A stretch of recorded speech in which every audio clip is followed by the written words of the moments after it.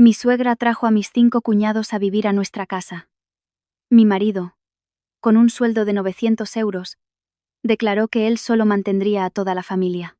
Yo solté una risa sarcástica y me marché. La familia de mi marido, en estado de pánico, me hizo 68 llamadas. Aquella tarde la recuerdo con total claridad.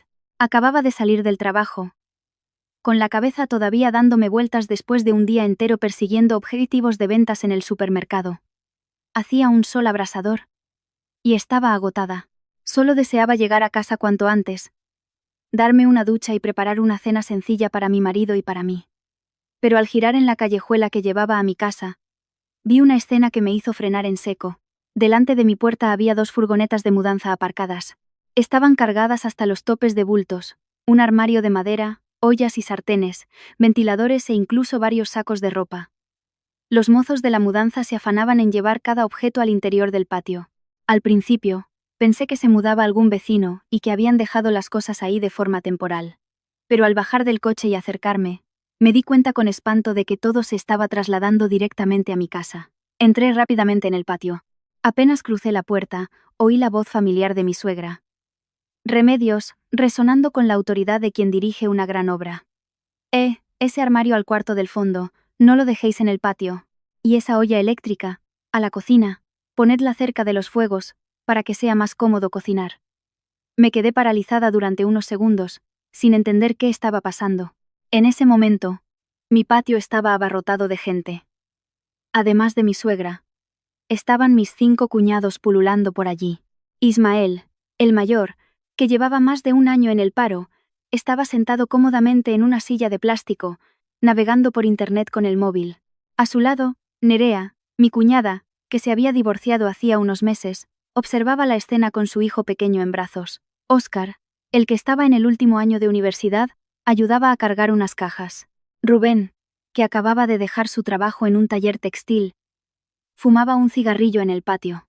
Y Héctor, el más joven, que estaba aprendiendo mecánica, corría de un lado a otro, ayudando con entusiasmo. Al ver aquella escena, se me cayó el alma a los pies. Me acerqué a mi suegra, intentando mantener la calma en mi voz. «Mamá, ¿por qué estáis trayendo todas estas cosas aquí?» Mi suegra se giró para mirarme, con una expresión de total normalidad, como si aquello fuera lo más corriente del mundo. «Ah, ya has vuelto. Qué bien. A partir de ahora viviremos todos juntos, será más divertido. Esta casa es grande». Me quedé de piedra. Pensé que había oído mal. ¿Vivir juntos? ¿Qué quieres decir, mamá? Remedios hizo un gesto con la mano y dijo con total naturalidad. Pues que he vendido la casa del pueblo y me he traído a los chicos a vivir aquí. Que es más práctico. Así los hermanos estáis cerca, y os podéis ayudar. Miré a mi alrededor. En el salón ya había un desorden de muebles y objetos, el pasillo estaba lleno de maletas y cajas, y varias chanclas desconocidas yacían esparcidas por la entrada. Aquella casa era la casa por la que tuve que pedir una hipoteca al banco, pagando una cuota cada mes durante años para poder comprarla. Me giré para buscar a mi marido, Félix, con la esperanza de que dijera algo, pero al verle, un escalofrío me recorrió el cuerpo. Félix estaba apoyado en la pared, con los brazos cruzados y una expresión impasible, como si todo aquello hubiera sido planeado de antemano. Me acerqué a él y le miré directamente a los ojos. «Félix, ¿qué significa esto?» Él levantó la barbilla, con un tono ligeramente molesto. «No te pongas así, mujer. Es mi familia. Sigo sin entenderlo. ¿Cómo vamos a vivir todos aquí?» Félix se encogió de hombros y dijo una frase que me dejó atónita. «A partir de ahora, yo mantendré a toda la familia».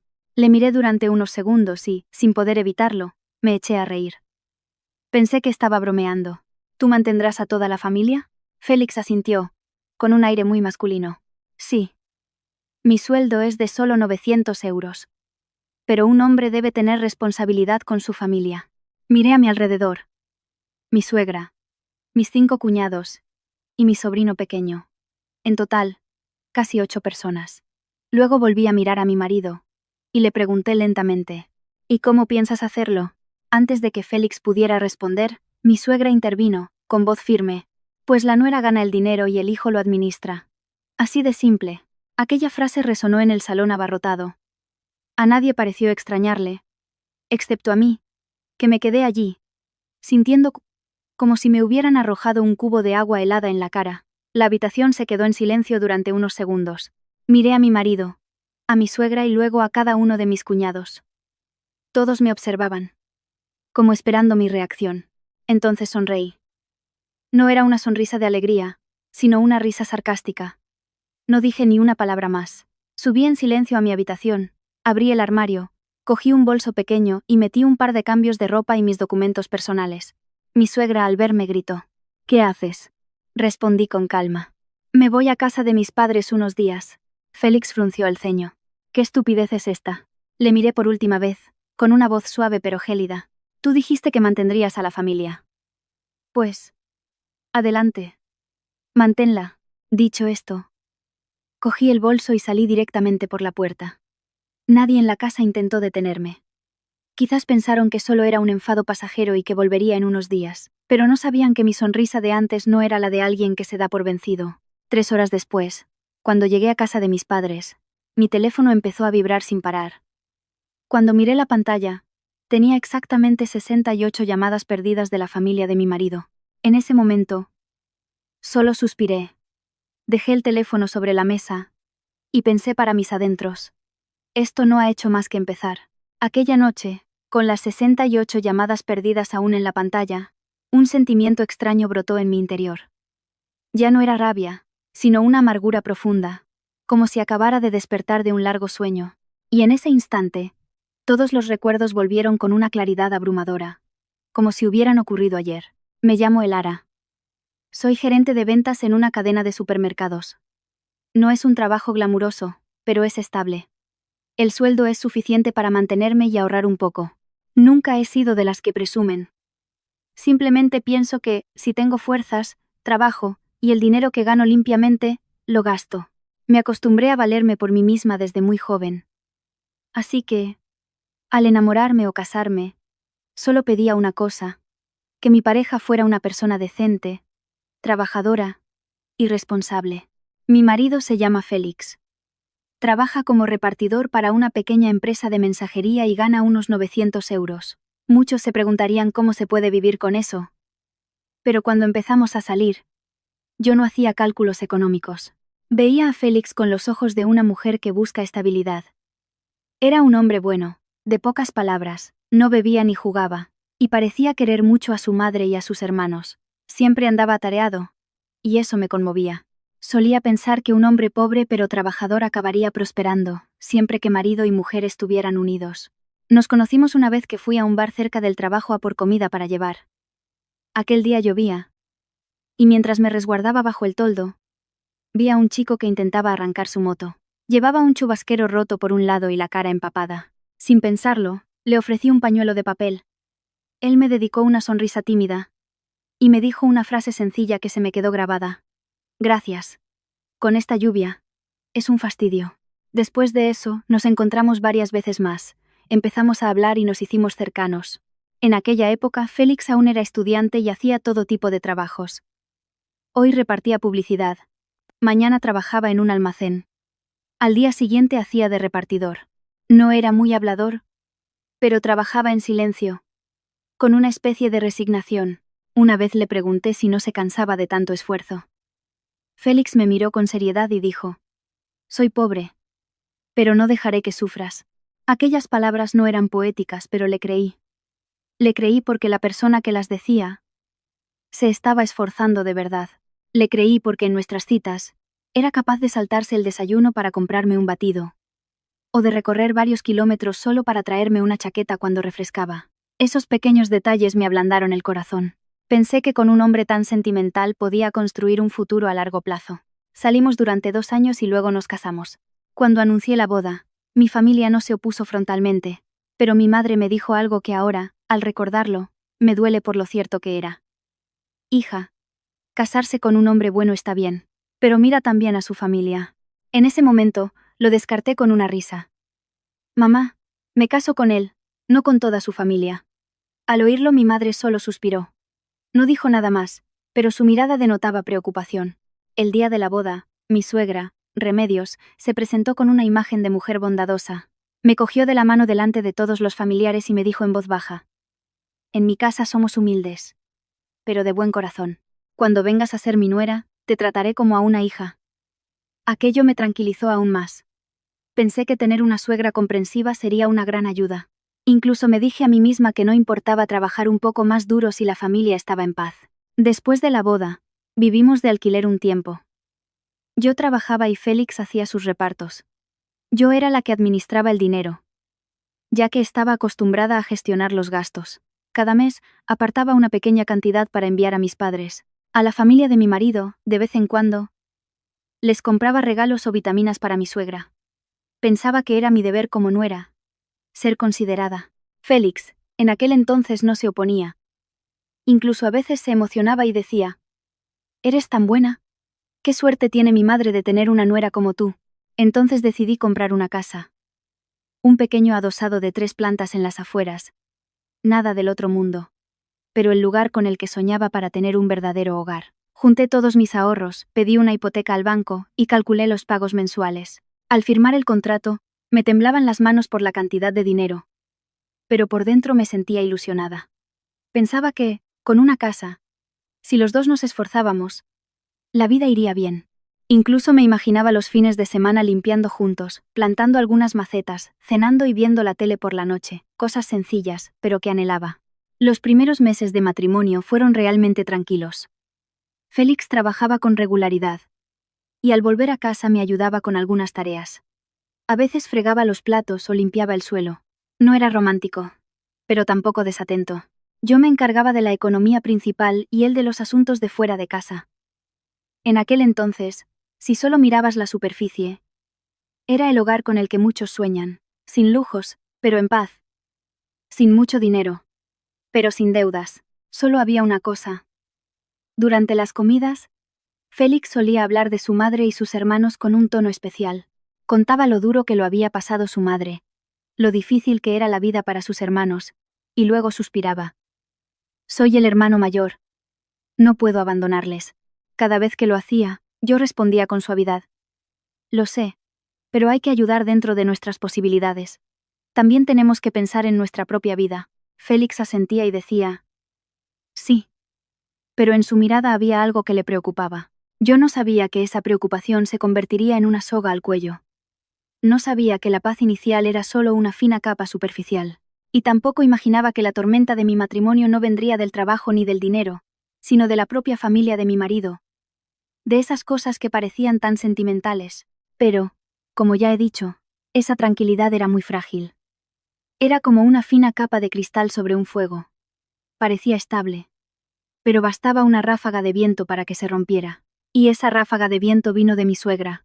Unos 3 meses después de la boda, mi suegra empezó a visitarnos con más frecuencia. Al principio decía que venía a ver a su nuera, a la pareja de recién casados, lo cual parecía razonable. Traía algunas cosas del pueblo. Unas verduras, huevos de corral, a veces una botella de aceite casero. Yo pensaba que, si mi suegra me apreciaba, yo debía corresponder. Incluso me levantaba temprano para prepararle el desayuno y servirle un té, intentando cumplir con mi papel para mantener la paz familiar. Pero las visitas, que al principio eran de unos días, poco a poco se convirtieron en semanas enteras. Cada vez que venía, no preguntaba si estábamos bien, como suele hacer la gente. En su lugar, inspeccionaba la casa, los muebles, la nevera, la cocina, y luego se sentaba como si aquella fuera su casa desde siempre. Me decía a mí misma que no pasaba nada. Que era una madre mayor que venía a estar con sus hijos. Un poco de paciencia y ya está. Con tal de tener paz. Hasta que una tarde, mientras me cambiaba después de llegar del trabajo, oí su voz llamándome desde el salón. Elara. Ven aquí. Quiero preguntarte una cosa. Salí. Estaba sentada en el sofá con las piernas cruzadas, una taza de té en la mano y la mirada fija en mí. Preguntó sin rodeos. Este mes. ¿Cuánto dinero has ganado? Me quedé helada. Si esa pregunta me la hubiera hecho mi propia madre, preocupada por si trabajaba demasiado, lo habría entendido. Pero era mi suegra, y su tono era el de quien está auditando unas cuentas. Intenté restarle importancia con una broma. Bueno, lo suficiente para vivir, mamá. Pensé que lo dejaría pasar. Pero chasqueó la lengua, con el rostro ligeramente contraído. Una nuera que gana tanto y no manda dinero al pueblo para ayudar a la familia de su marido es muy egoísta. Sus palabras, aunque parecían simples, me hicieron arder la cara. Porque en esa frase oí algo muy claro. El dinero que yo ganaba ya no era mío. Era algo que debía fluir hacia la casa de mi marido. Intenté mantener la calma. Y dije en voz baja: «Mamá, todavía estamos pagando la hipoteca, tenemos muchos gastos». Remedios me cortó con un gesto. Hipoteca o no hipoteca, la familia del marido es la familia del marido. Como nuera, tienes que saber asumir tu parte. Dicho esto, miró a Félix como si le diera una orden. «Hijo, díselo a tu mujer. El hombre de la casa tiene que dar la cara». Félix no dijo nada, solo esbozó una sonrisa forzada, de esas para salir del paso.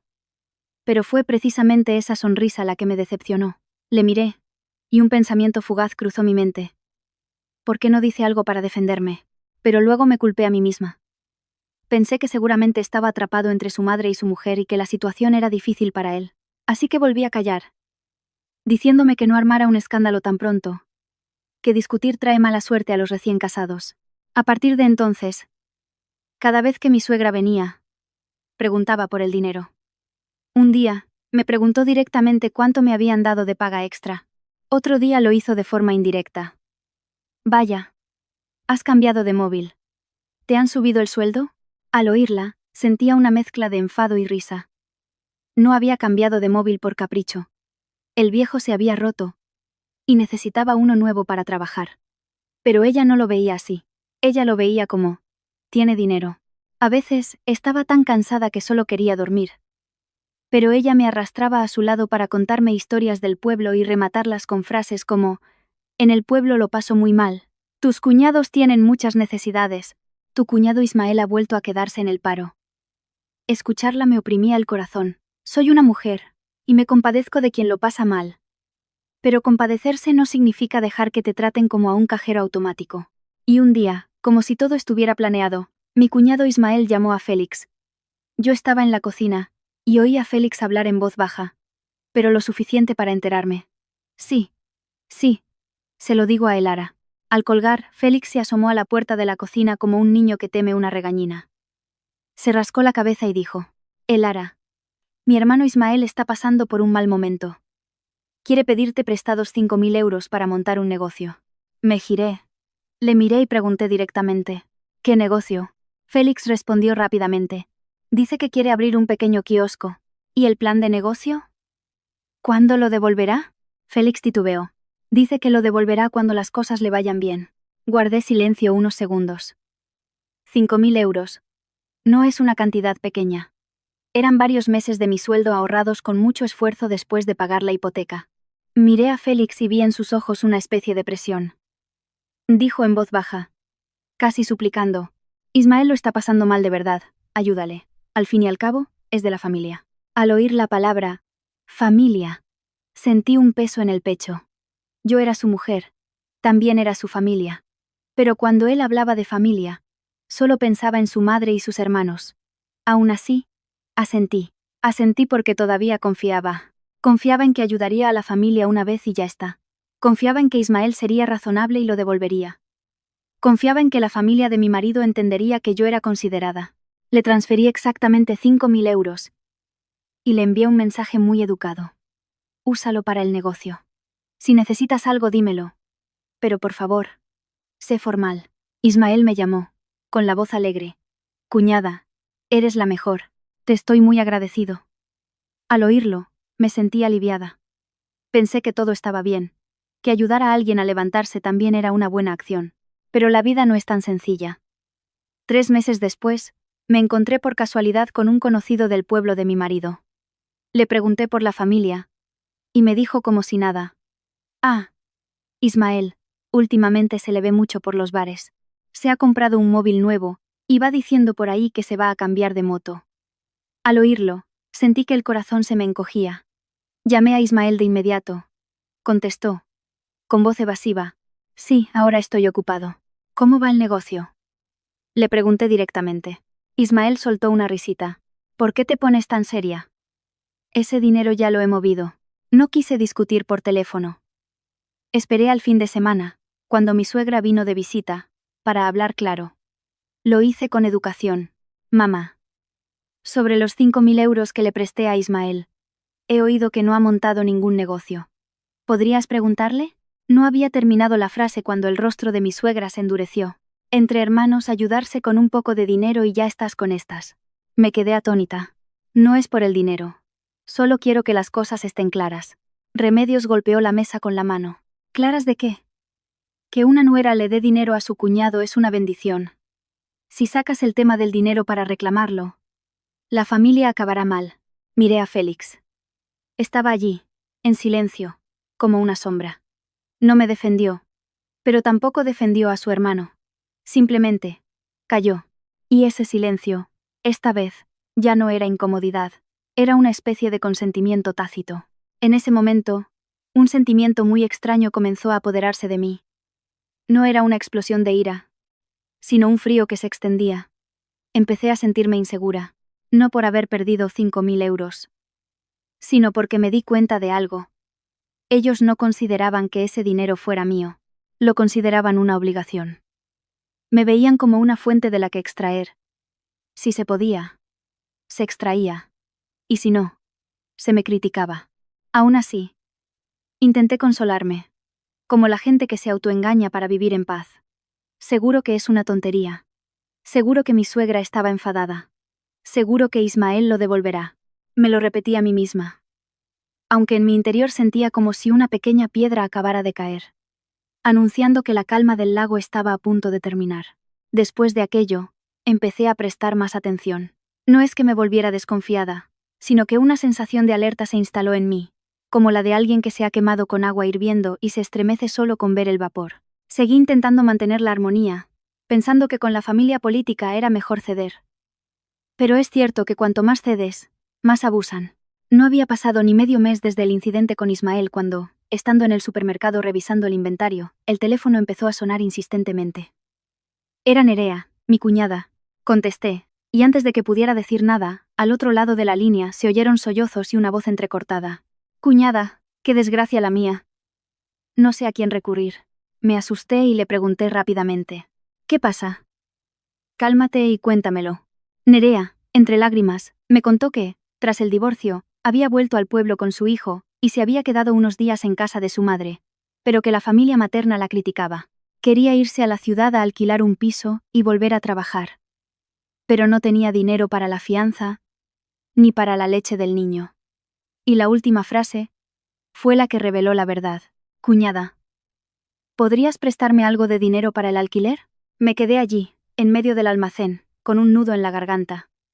Me daba pena el niño, y también la situación de una mujer que sale de un matrimonio con un hijo a cuestas. ¿Cuánto necesitas? Le pregunté. Nerea respondió en voz baja, como si temiera mi rechazo. Solo 3.000. 3.000 euros. 3.000 euros. Al oírlo, sentí una mezcla de compasión y escalofríos, porque no era una cantidad pequeña. Pero la forma en que Nerea lloraba, la forma en que me llamaba cuñada con tanta desesperación, me ablandó de nuevo. Está bien. Te los transferiré. Pero tienes que buscar la forma de salir adelante. No puedes depender siempre de los demás. Nerea solo tú. Ay, cuñada, eres la salvadora de mi hijo y mía. Le transferí los 3.000 euros, no sin antes advertirle. Guarda el mensaje. Cuando puedas, me lo vas devolviendo poco a poco, sin prisa. En ese momento, de verdad pensé que estaba haciendo lo correcto. Algo bueno. Pero lo amargo de la vida es que, a veces, tu buena fe se convierte en algo que otros pueden explotar. Poco tiempo después, me llamó Rubén, otro de mis cuñados. Su voz siempre tenía un tono entre halagador y confianzudo. Cuñada, estoy pensando en ir a la ciudad a buscarme la vida. El pueblo es un aburrimiento, no hay futuro. Antes de que pudiera responder añadió, te pido quedarme en tu casa solo unas semanas. En cuanto encuentre trabajo, me busco un piso. Dudé un poco. Sabía que mi casa no era grande. Era perfecta para dos. Pero unas semanas no parecía demasiado. Y si me negaba, temía que me tacharan de egoísta. Me giré y le pregunté a Félix. ¿Qué te parece? Félix respondió como si ya lo tuviera preparado. Déjale que se quede. Es mi hermano. Suspiré. Quedarse está bien. Pero tiene que haber unas normas claras. No puede tratar nuestra casa como una pensión. Félix asintió, pero vi en su mirada una ligereza que me indicó que no le daba ninguna importancia. Rubén llegó, y con él una maleta y un altavoz para escuchar música, que ponía a todo volumen por las noches. Cuando le llamaba la atención, se reía. Perdona, cuñada. Se me olvida. El primer día salió a buscar trabajo. El segundo dijo que estaba cansado. El tercero se quedó en casa durmiendo hasta mediodía. Por la tarde, se iba un rato al bar y volvía. ¿Por qué no buscas trabajo? Le pregunté. Rubén respondió con total descaro. ¿Buscar qué, cuñada? Ahora está todo muy difícil. Estoy esperando a que Ismael me consiga algo. Que Ismael le consiga algo. El mismo que me debía 5.000 euros. Al oírlo, la sangre me empezó a hervir. Pero me lo tragué. Y a partir de ahí, mi casa dejó de ser el hogar de una pareja. Se convirtió en una estación de paso. Quien quería venir, venía. Quien quería quedarse, se quedaba. Un día, mi suegra venía a cuidar de su nieto. Otro, Nerea venía a cambiar de aires. Otro, Héctor, que estaba aprendiendo un oficio, quería buscar trabajo cerca. Cada vez que llegaba alguien nuevo, los gastos aumentaban. La factura de la luz, y el agua, la comida, la nevera, que acababa de llenar por la mañana, estaba medio vacía por la tarde. Si llegaba tarde del trabajo, me recibían con frases como: «Cuñada, no queda arroz». O: «Cuñada, ¿puedes transferirme algo para la leche del niño?». Una noche, justo cuando me metía en la cama, mi suegra gritó desde abajo: «Elara, me apetece sopa de picadillo. Mañana compra pollo, ¿vale?». Empecé a darme cuenta de algo muy claro. Todos los gastos de la casa recaían sobre mí. La hipoteca, la luz, el agua, la comida. Casi todo lo pagaba yo. Mientras tanto, Félix se sentía cada vez más cómodo. Volvía del trabajo y al ver la casa llena no se molestaba. Al contrario, adoptaba un aire de patriarca. Una vez, mientras tomaba un té con su madre, dijo una frase que se me quedó grabada. «Ella es buena ganando dinero.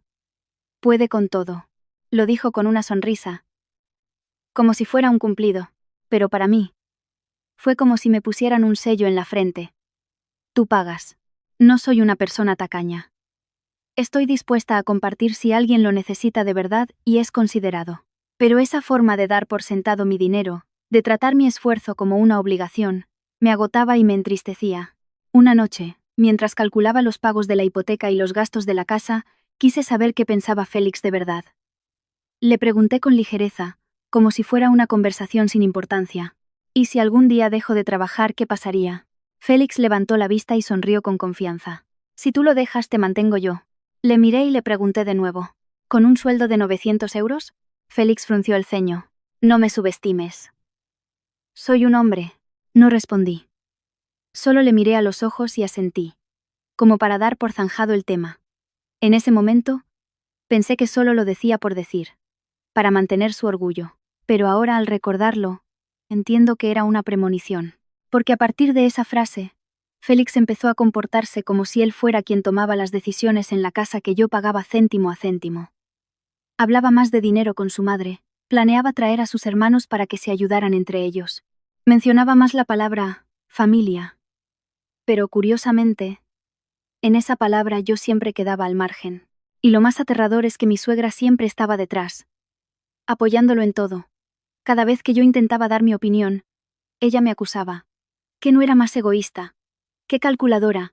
En esta familia tenemos que apoyarnos. Repetía esa frase tantas veces que, para mí, ya no sonaba a afecto, sino a una cadena que me ataba al papel de dar, aguantar y cargar con todo. Había noches en las que, acostada junto a mi marido, no podía dormir.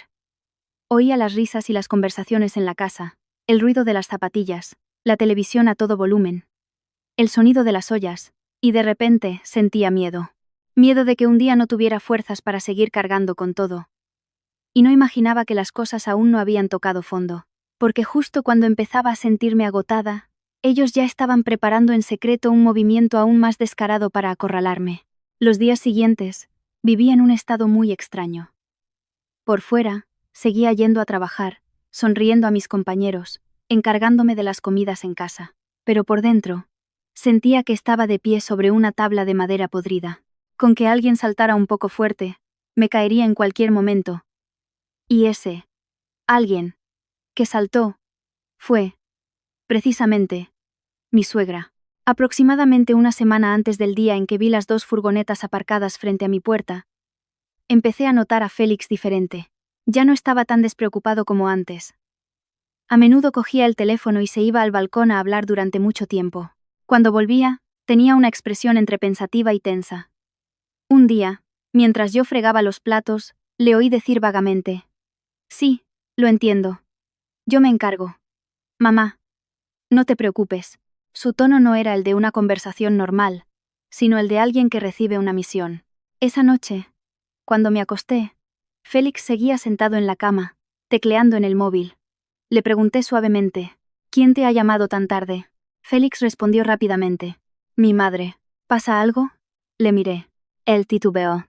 «No». Solo hablaba de cosas de la familia. Pero yo sabía que, si solo fuera una llamada para saber cómo estaban, no tendría esa cara de tensión. Los 2 días siguientes, Félix empezó a repetir una frase que me helaba la sangre. La familia unida. Lo decía como si intentara sembrar en mi cabeza una idea maravillosa. En la cena, decía: «Elara, qué bien se está cuando la familia vive cerca. ¿Verdad?». Yo, mientras comía, solo asentía para no discutir. Por la noche, viendo la tele, volvía a la carga. «¿Ves? La gente se diferencia en que sabe quererse y apoyarse». Me giré hacia él y le pregunté directamente: «¿Qué intentas decirme?». Félix se detuvo y luego respondió: «Mi madre quiere que mis hermanos vengan a la ciudad a buscarse la vida». No me oponía a que sus hermanos vinieran a la ciudad. En estos tiempos, todo el mundo busca oportunidades, pero fui muy clara, muy directa, porque estaba harta de que mi casa se convirtiera en un refugio incondicional. Si vienen, que se alquilen un piso. Pueden quedarse unos días para buscar trabajo, pero no pueden quedarse mucho tiempo. Esta es nuestra casa, la de los dos». Félix se quedó en silencio. No asintió ni discutió. Ese silencio me molestó más que una negativa, porque era como si ya lo hubiera decidido y solo estuviera esperando el momento de decirlo. Empecé a sentir una verdadera inquietud. Recordé el consejo de mi madre, las veces que mi suegra me preguntaba por el sueldo, el dinero que Ismael nunca devolvió, los lloros de Nerea pidiendo un préstamo, las semanas que Rubén se quedó sin hacer nada. Me dije a mí misma que, si sus hermanos venían, tenía que haber límites, que no podía permitir que todo se desbordara como una inundación. Pero justo cuando estaba buscando la forma de hablar claro con mi marido, ocurrió algo que me hizo comprender que los había subestimado. Un mediodía, mientras estaba en el supermercado, recibí una llamada de un pariente de la familia de mi marido. Me dijo, como si nada: «Oye, Elara, ¿es verdad que tu suegra ha vendido la casa del pueblo?». Me quedé de piedra. «¿Qué casa ha vendido?». «Pues la casa donde vivía». «Ya la ha vendido. Dicen que se va a vivir con sus hijos, que es más cómodo». Me quedé paralizada en medio del pasillo. En mi cabeza solo había un pensamiento: imposible. Mi suegra vendiendo la casa. Si la vende, ¿dónde va a vivir? ¿A dónde se va? Llamé a Félix de inmediato. Contestó, con voz evasiva: «Sí, la ha vendido». «¿Por qué no me lo has dicho?», le pregunté con dureza. Félix guardó silencio un momento y luego respondió: «¿Para qué? ¿Para que te enfadaras? La ha vendido para estar aquí y cuidar de sus hijos». Al oír eso, un escalofrío me recorrió la espalda. Cuidar de sus hijos. Nosotros no teníamos hijos. Félix y yo aún no éramos padres. Entonces, ¿quiénes eran esos hijos? Mis 5 cuñados y el hijo de Nerea. De repente lo entendí todo. Ellos no veían esta casa como nuestro hogar. La veían como el lugar al que toda la familia debía acudir. Esa noche esperé a que Félix volviera y se lo dije sin rodeos. «Escúchame bien. En esta casa no caben 6 personas más. Yo no puedo mantenerlos. No tengo la obligación de mantener a toda tu familia». Pensé que Félix lo entendería, o que al menos lo discutiríamos. Pero no. De repente, se enfadó. Un enfado de hombre al que le han tocado el orgullo. «Ya está bien de ser tan egoísta. Soy un hombre. Tengo que cuidar de mi familia». Le miré, y aunque mi voz era calmada, por dentro sentí que algo se rompía. «¿Qué familia?». No le pregunté para discutir, sino para oír la verdad de su propia boca. Félix respondió con total naturalidad: Con firmeza. Mi madre y mis hermanos. Esas 4 palabras fueron como una puñalada. No me hicieron gritar ni llorar en el acto. Me dejaron en silencio. Porque de repente comprendí una verdad que hasta entonces había intentado evitar. Para él, yo nunca había sido su verdadera familia. Solo era la que podía pagar las facturas. La que ganaba bien. La que estaba al margen.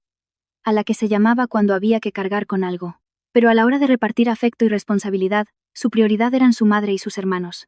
Esa noche, me acosté dándole la espalda. Oía su respiración fuerte, como si aún estuviera enfadado. Yo, mientras tanto, miraba al techo con los ojos abiertos, sintiendo un vacío total. Empecé a pensar, si las cosas empeoraban, ¿qué debía hacer para protegerme? No quería divorciarme.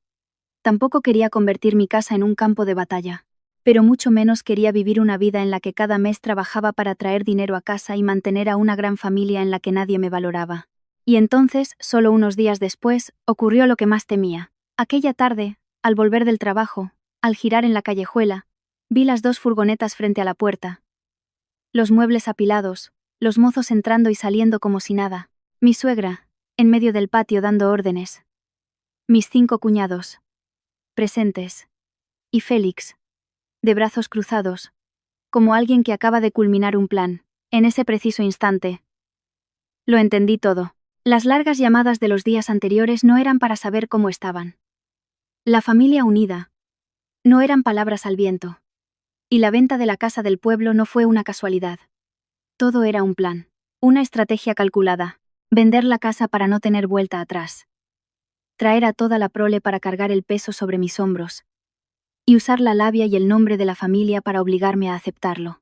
Me quedé allí, en medio de mi propia casa, viendo cómo trasladaban sus cosas como si fuera su hogar. Y por primera vez en mi vida de casada, vi algo con total claridad. Si no era tajante, mi vida a partir de entonces se reduciría a 2 palabras. Cargar y aguantar. Y en ese preciso instante cambié. Llegué a casa de mis padres cuando ya había oscurecido.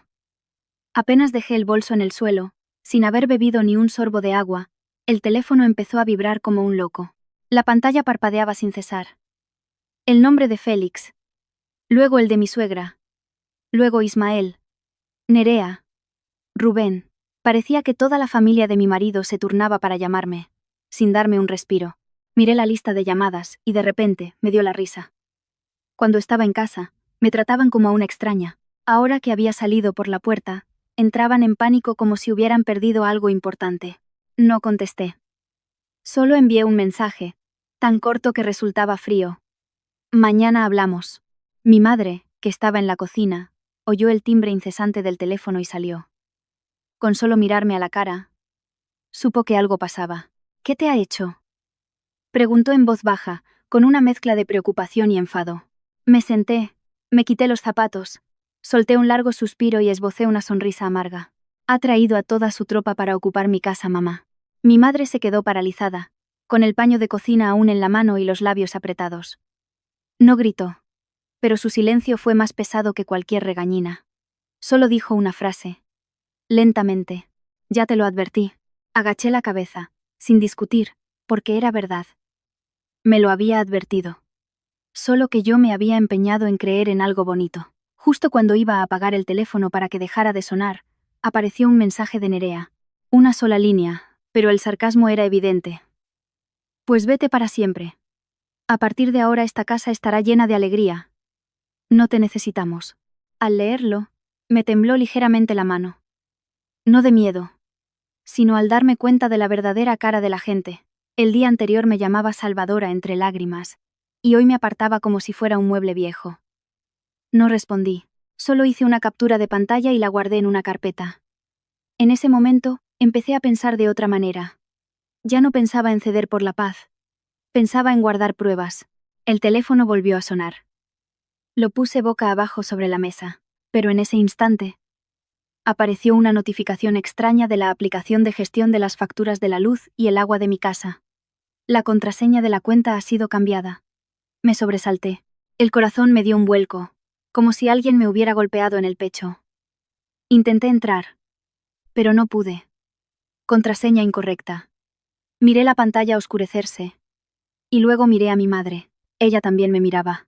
Su expresión empezaba a comprender que el problema ya no era una simple discusión. Era que estaban, paso a paso, tomando el control de la casa. Se me heló la sangre. En mi cabeza resonó una única frase. Han empezado.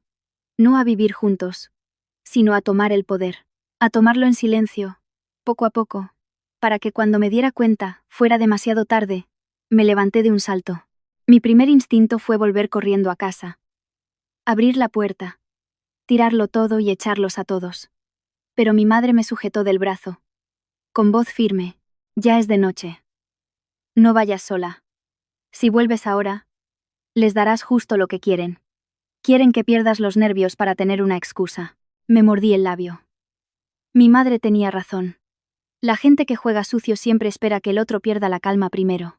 Respiré hondo, intentando que mi corazón latiera más despacio. Sabía que, si perdía el control, perdería desde el principio. Necesitaba saber qué estaban haciendo en la casa. Así que llamé a Teresa, mi vecina de al lado, con la que tenía buena relación. Teresa contestó rápidamente, en voz baja, como si temiera que la oyeran. Elara. Madre mía, Elara. Tu casa es un caos. Dime qué pasa, por favor. ¿Qué están haciendo? Le urgí. Teresa habló deprisa, con la voz temblorosa. Tu suegra ha llamado a un cerrajero para cambiar la cerradura de la puerta. He visto al hombre con las herramientas. Y tus cuñados están ahí, dando órdenes como si fueran los dueños. Al oír la palabra cambiar la cerradura, se me nubló la vista. ¿Cambiar la cerradura? Eso significaba que querían dejarme sin llave, que me estaban excluyendo de mi propia casa. Apreté el teléfono con tanta fuerza que los nudillos se me pusieron blancos. Mi madre, al ver mi expresión, preguntó, ¿qué pasa? Están cambiando la cerradura, dije en voz baja. Mi madre respiró hondo y dijo una sola frase. Dura como el acero. Con más razón tienes que mantener la calma. No me anduve con rodeos. Llamé directamente a Félix. Esta vez necesitaba oírlo de su propia boca. Félix contestó bastante rápido, con un tono extrañamente arrogante, como si yo fuera la que había hecho algo mal. ¿Qué quieres ahora? Dije. ¿Qué estáis haciendo en casa? Félix respondió con indiferencia. Ya que te has ido mejor. Mañana vuelves y firmas unos papeles para dejar las cosas claras. Me eché a reír, pero fue una risa seca. ¿Qué papeles? Félix no dudó. Un poder notarial. Para que yo gestione la casa. Que es más fácil. Con tanta gente, si cada uno dice una cosa, es un lío. Al oírlo, sentí como si me hubieran arrojado un cubo de agua helada. Así que era eso. No era una convivencia alegre. Era una toma de poder.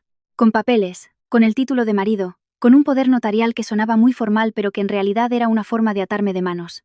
¿Con un sueldo de 900 euros quieres gestionar una propiedad que vale cientos de miles? Le pregunté con dureza. Félix se enfadó. No subestimes a un hombre. No grité. Solo dije una frase que le dejó en silencio unos segundos. Un hombre de verdad no convierte a su mujer en un cajero automático. Al otro lado de la línea se hizo un silencio sepulcral. Luego, Félix espetó. Habla con más respeto. Mañana volveré, respondí, tajante. Pero no firmaré nada que no entienda. Recuérdalo. Dicho esto, colgué, sin darle oportunidad de seguir. Esa noche no dormí. Me senté en la mesa de la cocina de mis padres, con la luz encendida. Saqué el teléfono y empecé a revisar todo. El contrato de la casa, el historial de pagos de la hipoteca, los mensajes del banco, los correos de confirmación de los pagos. Hice capturas de todo, lo guardé, y me lo envié a un correo electrónico nuevo, por si perdía el teléfono. También anoté en un papel las fechas de las transferencias, las cantidades y desde qué cuenta. Actué como alguien que se prepara para una batalla. No para pelear físicamente, sino para luchar con pruebas. Mi madre se despertó y al verme allí sentada se quedó un rato en silencio y luego dijo en voz baja, «Hija, ¿qué piensas hacer?» Levanté la vista y la miré. Mi voz sonaba tan tranquila que hasta yo misma me sorprendí. Voy a poner fin a esta farsa, mamá. No con lágrimas, sino con la ley y los papeles. Fuera, el viento de la noche soplaba entre los árboles. Dentro, mi teléfono volvió a vibrar unas cuantas veces más. No lo miré. Lo dejé a un lado y pensé. Mañana veremos quién es el que tiembla. A la mañana siguiente, volví a casa cuando el sol aún no pegaba fuerte. Desde la entrada de la calle, vi la puerta de mi casa cerrada a cal y canto. colgando de ella. Una cerradura nueva y reluciente. Se me encogió el corazón. Pero no dejé que el pánico me dominara. Me acerqué y probé mi llave. No encajaba. Suspiré y llamé al timbre. Sonó durante un buen rato hasta que oí el arrastrar de unas zapatillas. La pequeña ventanilla de la puerta se abrió y asomó la cara de Ismael. Al verme, entrecerró los ojos y soltó una risita burlona. Vaya, vaya. La antigua dueña viene de visita. Esta casa ya tiene nuevos dueños. Dicho esto, se rió como si hubiera dicho algo muy ingenioso. Le miré sin responder. Saqué el teléfono e hice una videollamada a mi vecina Teresa para que fuera testigo. Teresa contestó al instante y, al ver la puerta cerrada, abrió los ojos como platos. Madre mía. De verdad han cambiado la cerradura. Quédate ahí. Por favor, dije en voz baja pero clara. Necesito que seas testigo. Luego, activé la grabadora de voz y me metí el teléfono en el bolsillo de la chaqueta, dejando solo el micrófono al descubierto. En ese momento, no necesitaba ganar con palabras, sino con pruebas. Un rato después, la puerta se abrió. Mi suegra salió primero, con el rostro impasible y una mirada cortante. Me examinó de arriba a abajo y soltó una frase como para sentenciarme. Una nuera que se va de casa a pasar la noche fuera es como si hubiera abandonado a su marido. ¿A qué vienes? Esbocé una sonrisa amarga. ¿Que me he ido, o que me han obligado a irme? Ahora lo aclararemos. Remedios no respondió. Se dio la vuelta y entró, diciendo en voz alta mientras caminaba: entra.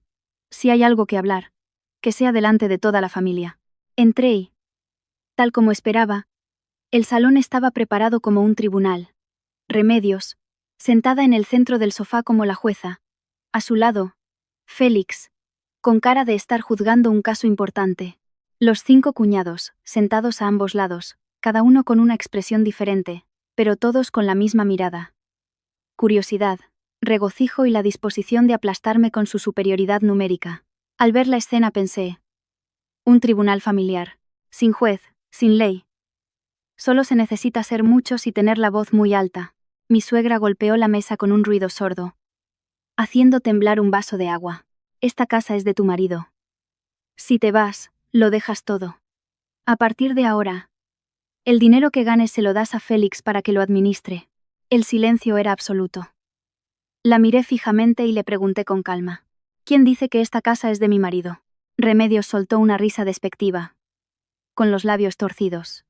Si estáis casados, es de los dos. No te pases de lista. ¿Te crees que por estar a tu nombre puedes hacer lo que quieras? Antes de que pudiera responder, Félix levantó la barbilla, sacó un papel de la mesa y lo deslizó hacia mí. Su voz sonaba como si me estuviera haciendo un favor. Firma el poder notarial. Yo lo gestionaré para que no haya líos. Toda mi familia depende de mí. Cogí el papel. Con solo leer unas líneas, se me heló la sangre. No era un poder para gestionar los gastos del día a día o algo temporal, como decían. Era un poder notarial absoluto, con unas palabras que a cualquier persona sensata le pondrían los pelos de punta. Disponer. Hipotecar. Transferir. Lo entendí al instante. No solo querían que viviéramos juntos. Querían que firmara para poder hipotecar, vender o usar mi casa como garantía. Una trampa perfecta, legalizada con mi propia firma. Dejé el papel sobre la mesa. Lo empujé suavemente hacia Félix y le pregunté lentamente, marcando cada palabra: ¿piensas mantener a tu familia obligándome a firmar para que hipoteques mi casa, verdad? Toda la sala se quedó en suspenso. Vi cómo los ojos de Félix parpadeaban rápidamente, como el que ha sido golpeado en su punto débil. Pero antes de que pudiera decir nada, Rubén soltó una risita. Te crees muy importante. Solo tienes que ser razonable. Me giré hacia Rubén y luego hacia todo el tribunal que tenía delante. Ser razonable es daros mi casa, mi dinero y mi vida para que la uséis a vuestro antojo. Mi suegra volvió a golpear la mesa. ¡Qué insolente! Siendo mi nuera, ¿te atreves a decir vosotros? No quise seguir discutiendo con ella. Me giré hacia Félix y le miré directamente a los ojos.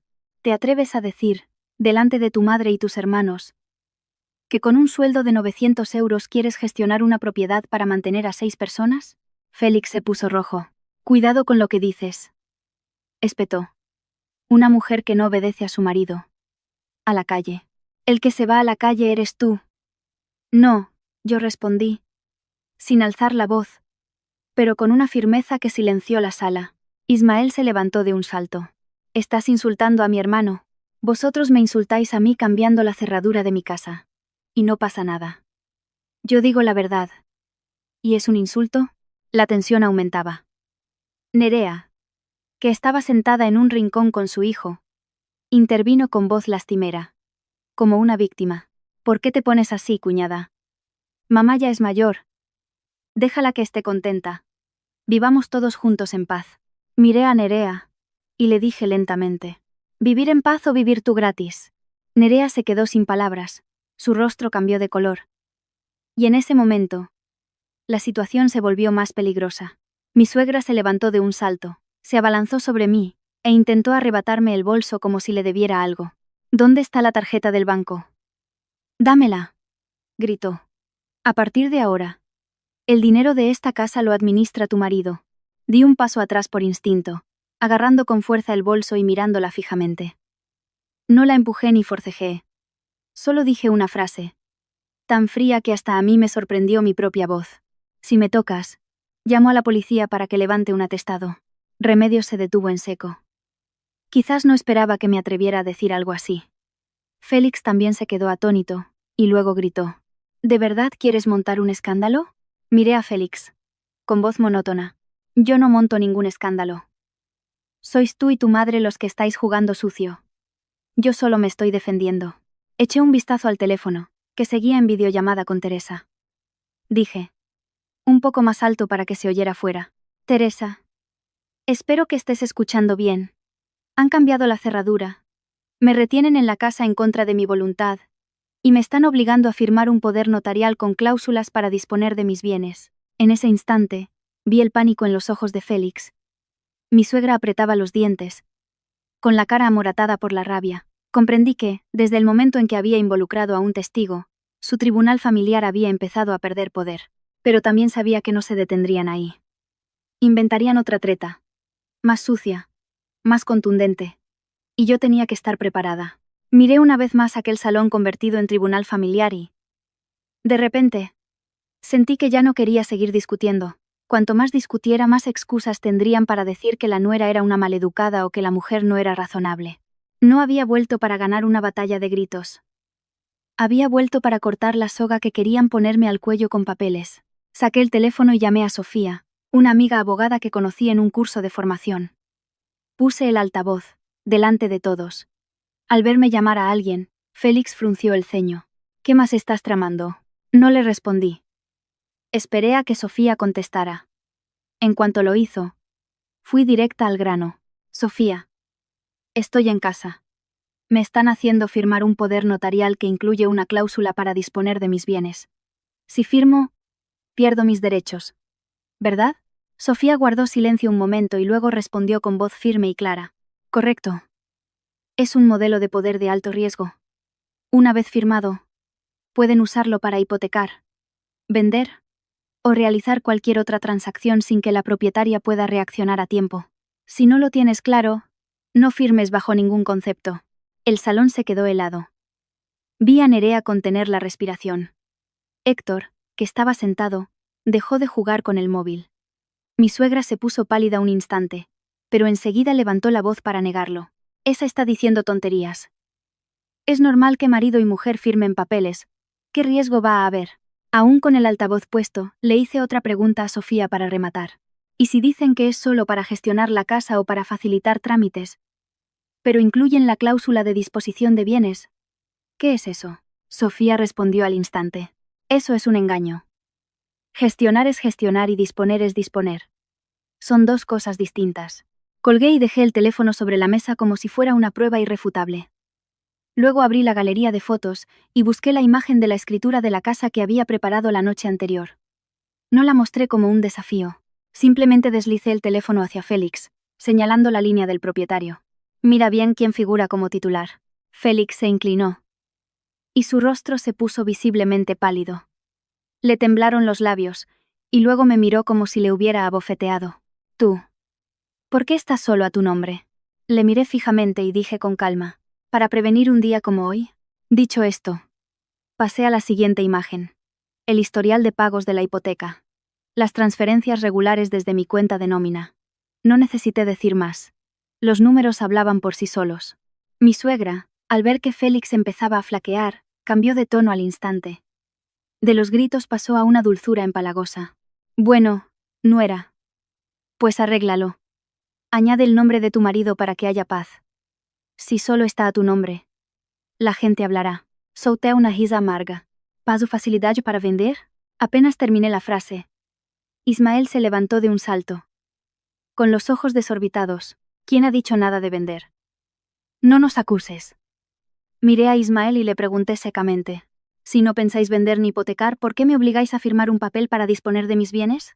Rubén intervino, con voz rencorosa. No te pases de lista. Si no firmas, nos quedaremos aquí a la fuerza. ¿Qué vas a hacer? Aquello me hizo hervir la sangre. Pero mantuve la voz firme. Quedarse a la fuerza se llama ocupación. Y la ocupación no es un asunto de familia. En ese momento Félix intentó recuperar el control, cambiando de tono. Elara. Somos marido y mujer. ¿Cómo puedes airear así los trapos sucios? Llamando a gente de fuera, le corté, mirándole directamente. ¿Trapos sucios o un asunto legal? Responde con claridad. La sala se quedó en silencio. Mi suegra apretó los dientes y siseó. Ah, ¿pretendes manchar el nombre de nuestra familia? Yo no mancho nada, respondí. Solo impido que me quiten lo que es mío, y encima me digan que me calle. Miré el teléfono, que seguía en videollamada con Teresa. Fuera. Dije. Alto. Y claro, Teresa. Espero que lo oigas bien. Han cambiado la cerradura. Me retienen en contra de mi voluntad. Y me obligan a firmar un papel con cláusulas para disponer de mis bienes. Al otro lado, Teresa asintió repetidamente, con voz indignada. Lo oigo perfectamente. Soy testigo. En ese instante, decidí atacar donde más les dolía. Que la gente se enterara. Llamé al presidente de la comunidad de vecinos, explicando brevemente la situación. Han cambiado la cerradura de mi casa sin mi consentimiento. Necesito que venga alguien como testigo. No grité, no lloré, no amenacé. Simplemente seguí el procedimiento. Porque con gente que abusa de su superioridad numérica, lo que más temen es la claridad. Poco después, llegó el presidente. Al ver a un extraño entrar en el patio, Félix bajó el tono de inmediato y recurrió a la excusa de los problemas familiares. Señor, solo es una discusión de pareja. Los trapos sucios se lavan en casa. Le miré y le pregunté una vez más. Lo suficientemente alto para que todos lo oyeran. Si solo es una discusión, ¿por qué dejaste que tu madre cambiara la cerradura? Félix se quedó sin palabras. Mi suegra estaba paralizada, con una expresión de rabia y miedo.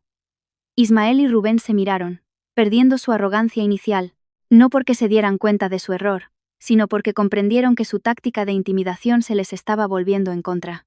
El presidente preguntó, ¿quién es el propietario de la casa? ¿Quién ordenó el cambio de cerradura? Di un paso al frente y dije con firmeza, yo soy la propietaria. Yo no ordené ningún cambio. Solicito que se deje constancia de este hecho. Mi suegra intentó intervenir. Es mi nuera. Me giré hacia ella y le dije una frase, sin alzar la voz, pero tajante. Que sea su nuera no significa que mis bienes pertenezcan a la familia de mi marido. Cuando el presidente tomó nota de todo, el ambiente en el salón se enrareció. Mi suegra ya no podía gritar. Solo me miraba fijamente, con una mezcla de rencor y odio, como si quisiera devorarme. Le devolví la mirada, comprendiendo perfectamente que hoy se habían quedado sin palabras no porque hubieran recapacitado, sino porque les había cerrado el paso. Y a gente así, cuando se le cierra un camino, solo se le ocurre una cosa: buscar otro más sucio. Guardé el teléfono, me erguí y dije una última frase para cerrar el asunto. A partir de ahora, quien quiera vivir en mi casa, tendrá que respetar mis reglas. Se acabaron las presiones para firmar, los cambios de cerradura, y el tratar mi dinero como una obligación. Luego me giré hacia Félix, con voz suave pero fría. Una vez dijiste que mantendrías a toda la familia. Pues ahora, intenta hacerlo con tu propio esfuerzo. No hipotecando la casa de tu mujer. Salí por la puerta, sin temblar. Pero sabía que esta era solo la primera ola de la tormenta. Al ver la mirada de mi suegra, comprendí que no se rendirían fácilmente. Jugarían sucio. Y la próxima vez, yo tampoco les daría ninguna oportunidad. Después de aquel golpe de efecto, el ambiente en mi casa se volvió extraño. Ya no había gritos ni arrogancia, pero tampoco había paz. Era como un estanque en el que han tirado una piedra.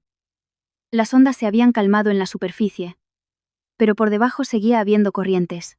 Me quedé en el salón, observando cada rostro. Y lo que más me inquietó no fueron los insultos, sino la forma en que, de repente, cambiaron de tono, de actitud, tan rápido como se pasa una página.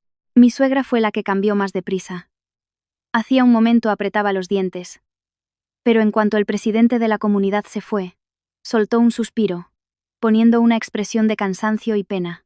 Bueno, es que soy muy temperamental. Vuelve a casa, hija.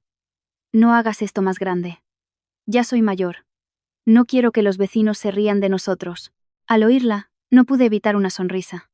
Si de verdad le preocupara el qué dirán, no habría cambiado la cerradura ni montado un tribunal familiar para obligarme a firmar. Pero no discutí, solo asentí con un vale, y seguí observando. Félix también bajó el tono al instante.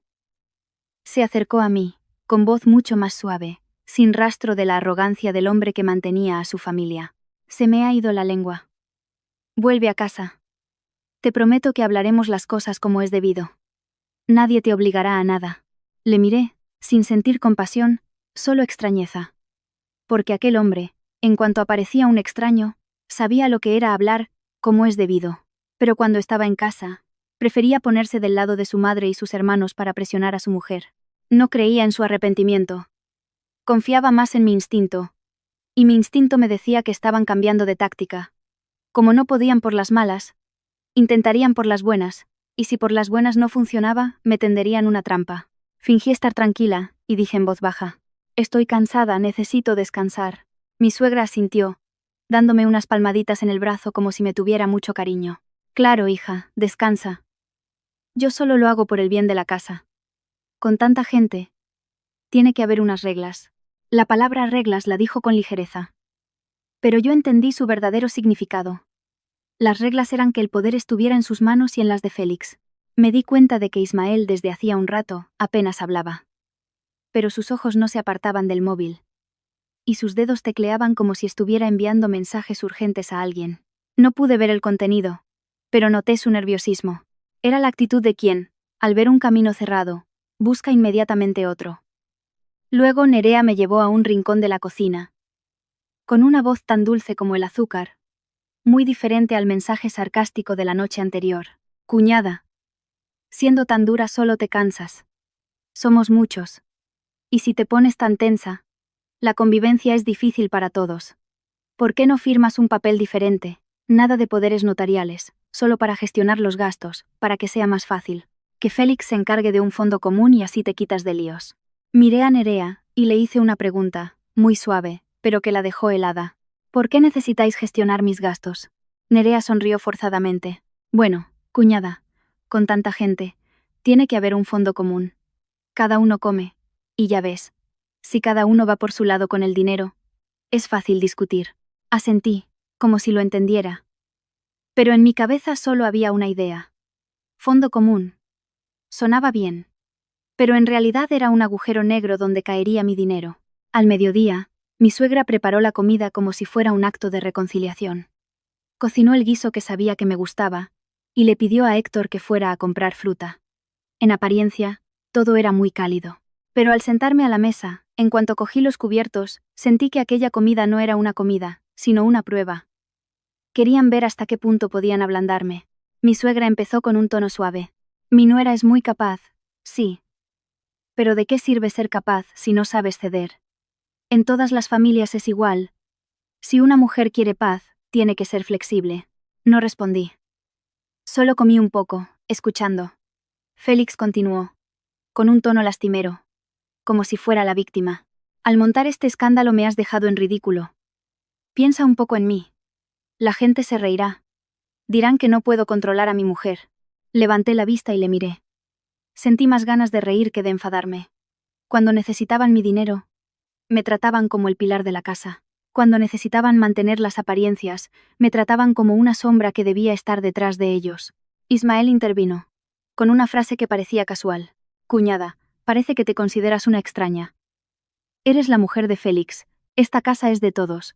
Al oír de todos, sentí una punzada. No lo dije.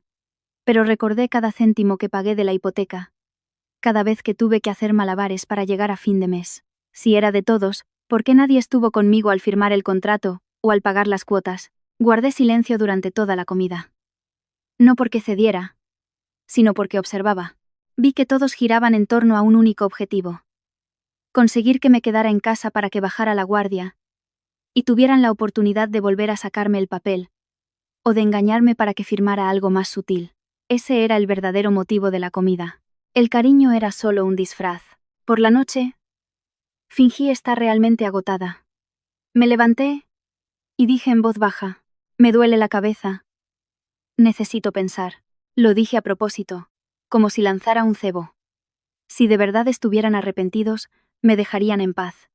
Pero si estaban tramando algo, se pondrían nerviosos y se delatarían. Y así fue. Cerca de la medianoche, mientras estaba en la cama sin dormir, oí voces en el salón. Al principio hablaban bajo, pero poco a poco se oyeron más claras. Seguramente porque pensaban que yo estaba dormida. Abrí la puerta con cuidado, una pequeña rendija, y me quedé en la oscuridad con el corazón latiendo con fuerza. La voz de Ismael fue la primera que oí. Mañana la llevamos a la notaría. Le decimos que es para firmar un certificado de empadronamiento y ya está. No le saquéis el poder notarial, que ya está alerta. Mi suegra respondió al instante, con una voz afilada, muy diferente a la del día. Exacto. A las mujeres, con amenazarlas con el divorcio, se asustan. Hay que hacerle ver que puede perder a su marido y su reputación, y firmará. Félix guardó silencio unos segundos, y luego dijo una frase que me heló la sangre. Pero es muy terca. Mi suegra soltó una risita. Por muy terca que sea, acabará cediendo. Tú eres su marido. Solo tienes que decirle. Firma. Si no, nos divorciamos. Y temblará. Ismael le dio la razón. Una vez que firme se acabó. Da igual a nombre de quién esté la casa. Con ese papel, se puede ir al banco o a donde sea. Me quedé en la oscuridad, agarrándome al borde de la puerta. Pero, curiosamente, no sentí el pánico que ellos esperaban. Vi cómo todas las piezas del rompecabezas encajaban en mi cabeza. El certificado de empadronamiento era solo la tapadera. Dentro, seguro que había un engaño, un cambio de palabras, de propósito, de derechos. Esbocé una leve sonrisa. No de alegría, sino porque comprendí que se estaban metiendo ellos solos en la tumba. Volví a la cama, cogí el teléfono y le envié un mensaje a Sofía. Prepárate. Mañana hay función. Luego dejé el móvil y cerré los ojos. Esa noche, por primera vez en muchos días, pude dormir, porque sabía que a la mañana siguiente, ya no sería yo la que estuviera acorralada. A la mañana siguiente, me levanté más temprano de lo habitual. No por sumisión, sino porque quería ir un paso por delante. Me lavé la cara. Me vestí con ropa cómoda y mantuve una actitud deliberadamente tranquila, como la de alguien que ha cedido tras la reconciliación de la noche anterior. Cuanto más tranquila parecía, más se confiarían ellos. Y, tal como esperaba, en cuanto bajé al salón, mi suegra se acercó con una amabilidad fingida, con una voz tan dulce como si nada hubiera pasado. Nuera, hoy acompáñame al ayuntamiento un momento. Hay que hacer el certificado de empadronamiento para que los chicos puedan buscar trabajo en condiciones. La miré y asentí. Valvoy. No hice más preguntas, no reaccioné. Sabía que preguntar demasiado solo los pondría en alerta. Pero por dentro, me dije, el empadronamiento es solo la excusa. Antes de salir por la puerta, hice 3 cosas en secreto. Activé la grabadora de voz del móvil en segundo plano. Le envié un mensaje a mi vecina Teresa. Teresa, quédate cerca de la puerta, por favor. Necesito que oigas bien lo que digan. Y le envié mi ubicación en tiempo real a mi amiga Sofía, con un breve mensaje. Salgo con ellos. Si pasa algo, llama de inmediato. No necesitaba que Sofía viniera a rescatarme. Solo necesitaba el respaldo de alguien que conociera la ley para sentirme segura. Subimos al coche. Félix conducía. Mi suegra se sentó detrás con Nerea, e Ismael en el asiento del copiloto. Yo me senté en silencio, mirando por la ventanilla. Al cabo de un rato, Félix empezó con su manipulación psicológica, con la actitud de quien se cree que tiene la sartén por el mango. Firma para que todo se calme, el Ara dijo con voz suave, como si hablara con una niña. Soy tu marido. No te haría daño. Hazlo para que haya paz en casa. No disgustes a mi madre. Me giré. Le miré directamente. Y le dije lentamente. Las personas que me han hecho daño suelen empezar diciendo precisamente eso. Félix se quedó cortado, con la cara ligeramente enrojecida. Ismael me lanzó una mirada de reojo, molesto. Cuñada. Siempre pensando mal. Es solo un trámite administrativo. No es para tanto. No respondí. Guardé silencio. Quería ver a dónde me llevaban. Si era al ayuntamiento, entraríamos en un edificio público. Con gente, turnos y funcionarios. Pero si se desviaban a un lugar apartado, a una gestoría, todo estaría claro. El coche no se dirigió hacia el ayuntamiento. Giró por una calle estrecha y se detuvo frente a un local con un cartel que decía: Gestoría. Trámites rápidos. Al ver el cartel, sentí un frío glacial. Pero mi rostro permaneció impasible. Mi suegra se giró hacia mí, aún con su tono inofensivo. Aquí lo hacen rápido, para no tener que esperar. Asentí y bajé del coche. En aquella pequeña oficina había una mesa de plástico y unas sillas. En la pared colgaban varios formularios. Un hombre desconocido estaba sentado y nos miró con la familiaridad de quien se dedica a trapicear con papeles. Antes de que pudiera sentarme, Ismael sacó de una carpeta un fajo de documentos y lo dejó sobre la mesa. Su voz era melosa. Y hasta forzó una sonrisa amistosa. Firma aquí. Cuñada. Es solo una confirmación. Una firma y listo. Para que los chicos tengan los papeles para buscar trabajo. Cogí los documentos. Pasé directamente a la primera página y, con solo leer una línea clave, supe a qué estaban jugando. Doy mi consentimiento para que Félix apellido me represente con plenos poderes. Me eché a reír, pero no de alegría. Fue la risa de quien acaba de presenciar una estafa barata. ¿Una confirmación de este tipo? El grupo se quedó perplejo. Mi suegra cambió de tono al instante. Era esa voz chillona que solo usaba cuando estaba a punto de perder los estribos. ¿Por qué lees tanto? Los papeles son así.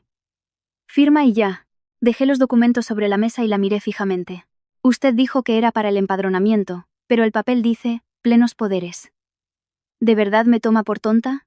Remedios golpeó la mesa con la mano, con la cara roja de ira. Si no firmas, le contaré a toda la familia qué clase de mujer eres, que destroza a su familia. ¿Quieres que vaya pregonando por ahí que mi nuera es una insolente? Nerea se unió al instante, siguiendo el guión que yo había oído la noche anterior. ¿Crees que por tener la casa a tu nombre has ganado? ¿Podrás vivir con lo que diga la gente? En cuanto oigan que has echado a tu suegra y a tus cuñados, te despreciarán toda la vida. Me erguí en la silla.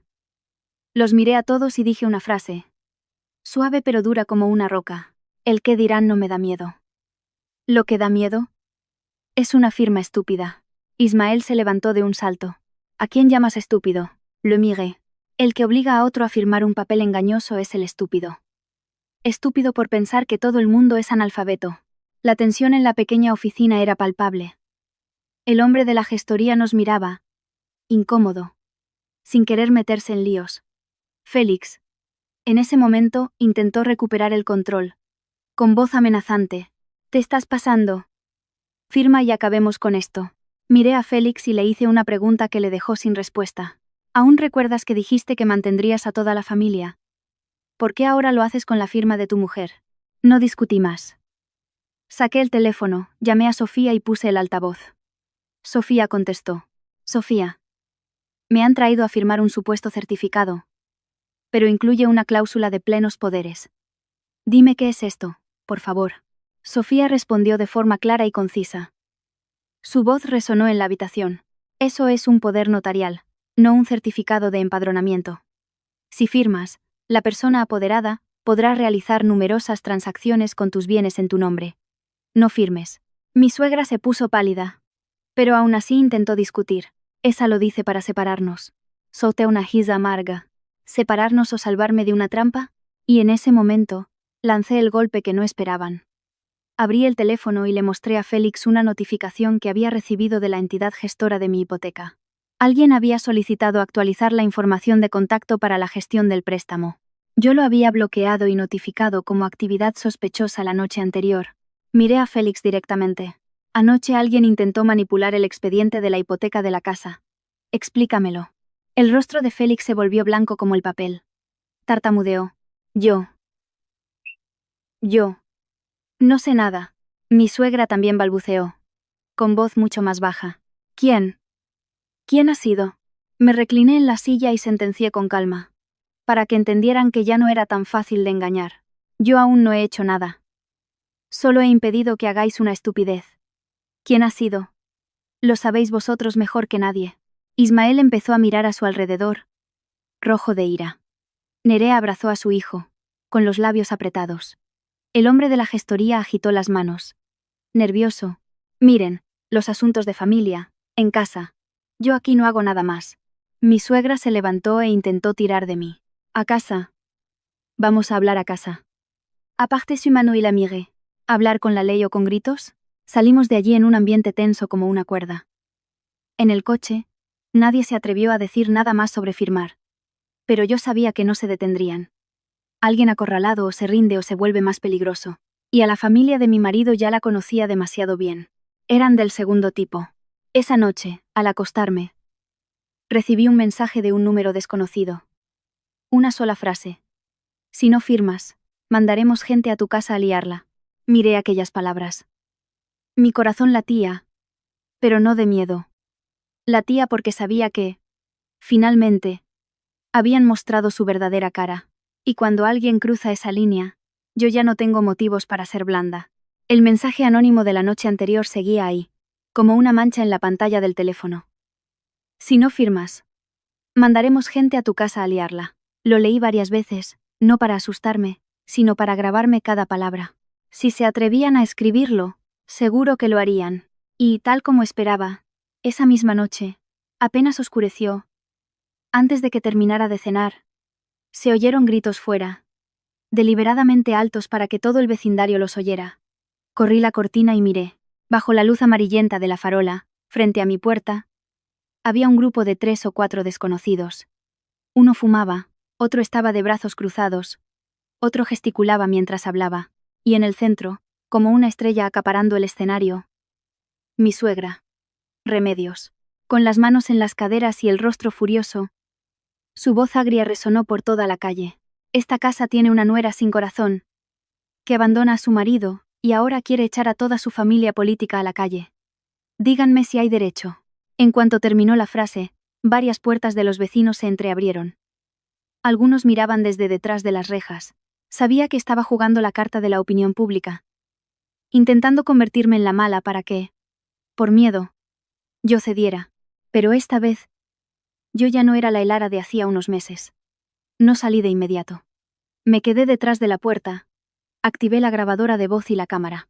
Le envié un mensaje a mi vecina Teresa. Teresa, observa desde lejos. Por favor, si rompen algo, necesito tu testimonio. No quería involucrar a nadie más. Pero necesitaba que un vecino fuera testigo para que al día siguiente no pudieran tergiversar los hechos. También dejé la puerta cerrada con llave por dentro, para que no pudieran entrar y acusarme de agresión. Fuera, Félix estaba junto a su madre, con cara de pena, como un marido abandonado. Elara, lo que haces es dejar a mi madre y a mis hermanos en la calle. ¿Quieres que mi familia se muera de hambre? Al oírlo, casi me río. Hablaba como si yo tuviera las provisiones de todo el pueblo, cuando era él quien había dicho que mantendría a su familia hipotecando la casa de su mujer. Nerea también estaba allí. Y, tal como había oído en secreto, recurrió al golpe más bajo. Manchar mi reputación. La cuñada se esconde en casa porque tiene miedo de que la descubran. Gritó con voz chillona. Seguro que está llamando a su amante para que la rescate. Menuda mujer. Dejó la frase a medias a propósito, para que la gente imaginara lo peor. Una sola frase, pero lo suficientemente venenosa como para que los demás me miraran con otros ojos. Ismael, cerca de la puerta, gritó hacia adentro con un tono de matón de barrio. Abre la puerta. Te crees muy lista por tener la casa a tu nombre. Pero a ver cómo vives con lo que diga la gente. Luego se giró hacia los desconocidos y sonrió con desdén. Se cree que por tener un poco de dinero puede tratar a todo el mundo como si fuera basura. Me quedé detrás de la puerta, con el corazón acelerado, pero la mente muy clara. Entendí que intentaban provocarme para que saliera y perdiera la calma, para poder grabarme gritando y publicarlo en algún sitio o contarlo a su manera. No les iba a dar esa oportunidad. Respiré hondo y abrí la puerta. Pero no salí del todo. Di 3 pasos. Justo hasta el umbral, lo suficiente para que la cámara grabara claramente el rostro de cada uno. Y para que los vecinos oyeran mis palabras. Miré directamente al grupo de desconocidos y luego a Ismael. Y le pregunté con total calma: ¿quién de vosotros me ha enviado el mensaje amenazando con mandar gente a mi casa a liarla? El grupo se quedó en silencio por un momento. Quizás no esperaban una pregunta tan directa. Mi suegra reaccionó al instante, interpretando su papel. Con voz firme pero fingiendo rectitud, dijo: ¿amenazas? ¿Qué amenazas? Yo solo he venido a hablar. Una nuera que mete a la policía en casa es una desagradecida. ¿Qué clase de familia llama a extraños? ¿Quieres montar un escándalo para dejarme en ridículo? Me giré hacia ella, con voz monótona. Si ha venido a hablar, ¿por qué ha traído a desconocidos a gritar delante de mi casa para que todo el vecindario se entere? Remedios se quedó sin palabras por un segundo, pero enseguida replicó: he traído testigos. Tú eres la nuera. Tú te fuiste de casa. Tú empezaste el escándalo. No discutí más con ella. Me giré hacia Félix. Le miré a los ojos y le hice una pregunta que quería que los vecinos oyeran con claridad. Dijiste que mantendrías a toda la familia. ¿Por qué ahora tienes que traer a extraños para presionar a tu mujer? Félix se puso rojo. Y como si le hubieran tocado un punto sensible, explotó. Me señaló con el dedo y gritó: ¿te crees que por tener un poco de dinero puedes ser la reina de la casa? No le respondí con un discurso. Dije, con frialdad y claridad: no. Solo quiero ser la dueña de la propiedad que he pagado céntimo a céntimo. En cuanto terminé la frase, oí murmullos entre los vecinos. Alguien susurró: pues es verdad. La casa la compró ella. Otro dijo en voz baja. Y encima le cambiaron la cerradura. Sabía que, creyeran a quien creyeran, al menos habían oído una parte de la verdad. Esto no era tan simple como una nuera que abandona a su marido. Ismael, al ver que el ambiente se volvía en su contra, hizo una seña a uno de los desconocidos. El hombre se adelantó y gritó con voz agresiva: si no nos dejas entrar, la tiramos abajo. Se acercó a la puerta y empezó a golpearla, en actitud desafiante. En ese momento, la antigua yo se habría asustado. Habría suplicado. Habría intentado explicarse. Pero en ese instante, sentí una calma extraña. Miré al desconocido y luego a todo el grupo, y con voz lenta pero lo suficientemente alta para que los vecinos oyeran, dije: perfecto. Tiradla abajo. Necesito justo ese momento para que cometáis un delito. Aquella frase los dejó paralizados. Quizás estaban acostumbrados a tratar con gente que se asusta, que cede rápidamente para guardar las apariencias. Pero a mí ya no me importaba esa clase de apariencias. Necesitaba límites. Necesitaba justicia. Mi suegra me miró con los ojos desorbitados. ¿Te atreves a desafiarme? La miré sin alzar la voz. No la desafío. Solo digo la verdad. Quien la hace, la paga. El ambiente frente a la puerta era tenso como la cuerda de un violín. El desconocido seguía allí, amenazando. Pero dudaba al ver que yo no me asustaba y que los vecinos se habían acercado más. Félix estaba en medio, con una expresión de rabia y miedo. Nerea abrazaba a su hijo, con los labios apretados, pero seguía lanzándome miradas como si buscara algún defecto en mí. Ismael miraba a su alrededor, como calculando si era mejor arriesgarse o retirarse. Yo me quedé en el umbral, con el teléfono aún grabando. Tenía muy claro que esto era solo el comienzo de la tormenta, pero al menos, a partir de ese momento, ya no podrían usar las palabras y su superioridad numérica para presionarme como antes. Me había quedado quieta, sin esquivar, sin gritar, sin derrumbarme. Y solo con eso. Sabía que el juego había empezado a cambiar. Justo cuando el desconocido soltó la amenaza de tirar la puerta abajo, la tensión frente a mi casa era máxima. Miré rápidamente a mi alrededor, y vi que los vecinos ya se habían congregado. Unos detrás de las puertas, otros en los balcones. Los murmullos crecían como un enjambre. Mi suegra, al ver más público, se envalentonó. Elevó aún más la voz, decidida a acaparar toda la atención. Vecinos, mirad. Una nuera que echa a su suegra a la calle. Dios mío. En su propia casa y trata a su suegra como a una mendiga, decía mientras se golpeaba el pecho, actuando como la víctima más desdichada del barrio. Félix, a su lado, con el rostro tenso, me miraba esperando que yo explotara para poder acusarme de insolente. No le di esa satisfacción. Respiré hondo. Saqué el teléfono y llamé a la policía local para que vinieran como testigos. Dije una sola frase, corta y directa. Hay un grupo de desconocidos en mi puerta, amenazando con dañar mi propiedad. Por favor. Necesito que envíen a alguien. Tras colgar no discutí más con mi suegra. La miré fijamente, y con una voz firme pero audible, dije: «Usted quiere que la gente escuche, pues yo también haré que escuchen». Puse el altavoz del móvil, delante de todos, y reproduje la grabación de la noche anterior que había captado en el salón. La voz de Ismael resonó clara en toda la calle. «Mañana la llevamos a la notaría. Le decimos que es para firmar un certificado de empadronamiento y ya está. No le saquéis el poder notarial. Que ya está alerta». Un murmullo de sorpresa recorrió el vecindario. Alguien susurró: ¿así que era un engaño para que firmara? Otros miraban a mi suegra con una expresión muy diferente. Nerea, con su hijo en brazos, se refugió detrás de Félix, pálida. Mi suegra se puso lívida por un instante. Y luego, como una fiera herida, se abalanzó para arrebatarme el teléfono. Eso es un montaje, mujer retorcida. Lo has inventado para manchar nuestro nombre. Aparté la mano rápidamente para que no lo tocara. Dije, alto y claro, sin gritar pero con firmeza: son sus voces, no hay montaje que valga. Todo el mundo lo acaba de oír. Yo no necesito manchar nada, ustedes mismos se delatan. Félix, sintiéndose acorralado, rugió con los ojos inyectados en sangre. Me has tendido una trampa. Nos has espiado para luego humillarnos. Le miré directamente y respondí con una sola palabra: no. Solo he grabado la verdad. Ismael, al ver a su madre en apuros, intentó contraatacar. ¿Qué verdad ni qué verdad? Si quieres guerra, la tendrás. No creas que con una grabación vas a asustar a nadie. No dejé que desviaran el tema hacia una supuesta humillación. Cambié el foco de inmediato. Abrí otra carpeta en mi teléfono y mostré la notificación del cambio de contraseña de las facturas de la luz y el agua. Dije, marcando cada palabra: anoche, la contraseña de mis facturas fue cambiada. Ayer, cambiaron la cerradura de mi casa. Esto no es vivir juntos. Esto es una ocupación. Mi suegra abrió la boca para replicar, pero los murmullos de los vecinos la silenciaron. La miré fijamente y sentencié: vivir de prestado es una cosa, ocupar una casa es otra. Cambiar la cerradura de la casa de alguien es ocuparla. Remedios. Con la cara amoratada, gritó para intentar recuperar el control: esta casa es de mi hijo.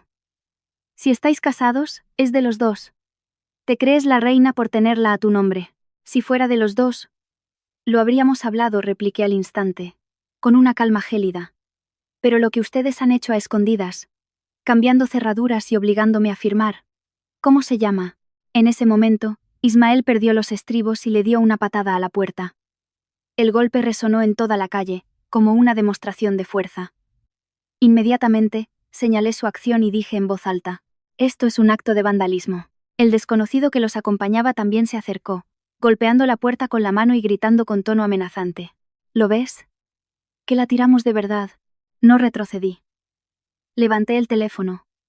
Grabé su rostro y le pregunté alto y claro: ¿y usted quién es? ¿Por qué está aquí? ¿Es familia mía? ¿O de quién? El hombre se quedó paralizado. Y en ese preciso instante, mi vecina Teresa, desde el otro lado de la calle, gritó indignada: oye, a ese hombre lo vi yo el otro día en la gestoría de la esquina. Aquella frase fue como un mazazo. Los vecinos exclamaron sorprendidos. Alguien murmuró: ¿y para qué traen a gente de una gestoría? Mi suegra. De repente, se mostró nerviosa. Sus ojos se movían de un lado a otro. Nerea, visiblemente incómoda, tiró de su abrigo para retroceder. Y Félix, por primera vez, tenía una expresión de pánico. Como alguien que se da cuenta de que está metido en un lodazal del que no sabe salir. Ismael, ¿qué has hecho?, le espetó Félix a su hermano, con voz tensa. ¿Por qué has traído a esta gente? Ismael se quedó sin palabras por un segundo, y luego replicó: ¿tienes miedo? ¿No eres el hombre de la casa? Mi suegra aprovechó la oportunidad para reafirmar su autoridad. Cállate, Félix, le gritó. Un hombre tiene que estar del lado de su madre. Pero para entonces, la multitud de vecinos ya no estaba de su lado. Acababa de llegar la policía local. Al ver el tumulto y oír fragmentos sobre engaños, cambios de cerradura y amenazas, su expresión se tornó seria. Di un paso al frente y expliqué con claridad. Han traído a desconocidos para presionarme y amenazan con dañar mi propiedad. Tengo grabaciones y mensajes de texto que lo demuestran. Los desconocidos empezaron a retroceder. Ismael ya no golpeaba la puerta. Mi suegra aún quería gritar, pero su voz había perdido fuerza. Miró a su alrededor y, al ver que había perdido la ventaja, tiró del brazo de Félix y murmuró: «Vámonos, a casa. Ya hablaremos». Antes de irse, se giró y me lanzó una última amenaza, como para dejar una cicatriz. «Muy bien, pues quédate sola con tu casa. A ver si así vives tranquila». La seguí con la mirada, sin temblar. Solo respondí una frase corta, para que entendiera que ya no tenía miedo. «Mi tranquilidad no depende de usted, sino de la ley». Se retiraron temporalmente. Pero yo sabía que aquello no era el final. Era solo una retirada para planear un nuevo ataque. Y también comprendí que, desde el momento en que reproduje aquella grabación delante de todo el barrio, el camino hacia una reconciliación pacífica con la familia de mi marido se había cerrado para siempre. Después de aquella noche de escándalo en mi puerta, pensé que se lo pensarían 2 veces antes de volver a intentarlo, ahora que los vecinos habían visto su verdadera cara. Pero no. Cuanto más ambiciosa es la gente, más insistente. Como no pudieron apoderarse de la casa con mi firma, cambiaron de táctica. Usar la firma de Félix como arma y obligarme a mí a asumir las consecuencias. 2 días después, estaba en el supermercado cuando recibí una llamada de un número desconocido. La voz al otro lado era educada pero fría. ¿Habló con la señora Elara? La llamamos de la entidad gestora de su hipoteca. Necesitamos que se persone en nuestras oficinas para tratar un expediente de solicitud de actualización de responsabilidades sobre su préstamo. Al oír eso, apreté el bolígrafo con fuerza. ¿Quién ha solicitado esa actualización?, pregunté de inmediato. No podemos proporcionar esa información por teléfono. Cuando venga, se lo aclararemos. Colgué y me quedé quieta unos segundos. En mi cabeza, solo una idea. Han pasado al ataque de la deuda. Como no pueden quedarse con la casa, inventarán algo para que tenga que pagar. La gente codiciosa siempre actúa así. O se apropia de tus bienes, o los convierte en una carga. Pedí permiso a mi jefe para salir antes, y fui directamente al lugar de la cita. Allí, me mostraron una fotocopia de un expediente. Contenía un apartado de aceptación de responsabilidad solidaria y mostraba indicios de manipulación de la información de mi préstamo. No lo leí todo. Me fijé en las líneas más importantes y en la firma. Reconocí la caligrafía. Era la firma de Félix. No era idéntica al 100%. Pero era evidente que quien había firmado era mi marido. Se me helaron las manos. No monté un escándalo allí mismo. Solo dije: con formalidad, necesito solicitar una copia compulsada y verificar toda la información. Salí, y desde el aparcamiento llamé directamente a Félix. Contestó, fingiendo normalidad. ¿Qué pasa ahora, Elara? Le hice una sola pregunta. Sin rodeos. ¿Has firmado algo? Hubo un silencio de unos segundos al otro lado. Y luego lo negó, irritado. Yo no he firmado nada. Solo firmé un papel de empadronamiento para mi hermano. Deja ya de inventarte cosas. Al oír la palabra empadronamiento, sentí un escalofrío. Era exactamente la misma trampa que intentaron en la gestoría. ¿Dónde lo firmaste? ¿Y cuándo?, le pregunté con dureza. Félix respondió atropelladamente. Ese día, mi madre e Ismael me dijeron que firmara para un trámite. Lo firmé para quitármelo de encima. No es para tanto. Solté una risa sarcástica, sin rastro de alegría. No es para tanto. Pero ahora tu firma está en un expediente que manipula mi hipoteca. Ven a casa ahora mismo. Si todavía me consideras tu mujer. Esa noche, Félix volvió. Pero ya no tenía la arrogancia de los días anteriores. Se sentó en el sofá, con la mirada inquieta, retorciéndose las manos. Una persona inocente no se comporta así. No le grité. Le puse delante la copia del documento que me habían dado y señalé la firma. ¿Qué es esto? Félix lo miró y apartó la mano como si quemara. Yo no lo sé. Solo firmé un papel de empadronamiento, dijo en voz baja. A la defensiva. ¿Firmaste en un papel en blanco o en un documento con texto?, le pregunté, con voz firme pero afilada. Félix titubeó. No lo leí bien. Mi madre me dijo que firmara rápido. Cerré los ojos por un segundo. Estaba claro. Ya no necesitaban mi firma. Habían utilizado la credulidad y el orgullo de Félix para cambiarle los papeles. Un hombre que decía que mantendría a su familia, pero que firmaba como un niño. Sin leer, sin entender. Y dejaba que su firma acabara en cualquier sitio. Con calma, llamé a mi amiga Sofía desde mi móvil. Al oír la historia, fue directa. Eso tiene indicios de falsedad documental y engaño. No discutas más. Reúne pruebas. Mensajes, llamadas, testigos, fechas, lugares. Cuanto antes, mejor. Asentí y colgué. Justo en ese momento, mi vecina Teresa me envió una captura de pantalla del chat familiar de la familia de mi marido. Al verlo, sentí como si me apretaran el corazón. En el chat, Ismael había escrito, con un descaro absoluto: ya está firmado. Si no nos da la casa, tendrá que darnos el dinero. Debajo, varios emoticonos de risa y un comentario de Rubén, entre broma y malicia. Si la cuñada se pone dura, pues habrá que serlo más. Al leerlo, empecé a temblar. No de miedo, sino de rabia. Le mostré el teléfono a Félix. Al ver el mensaje, su rostro se volvió ceniciento, sus labios temblaron. Yo no sabía que Ismael haría esto. Le miré directamente. Tú no lo sabías, pero firmaste. Tu firma es el arma que están usando. Félix agachó la cabeza, con los hombros caídos, como si llevara un gran peso. Por primera vez, vi a mi marido realmente asustado. Elara, ayúdame, dijo con voz temblorosa. No lo sabía. Pensé que mi madre me pedía un papel normal. No sentí compasión. Tampoco le insulté.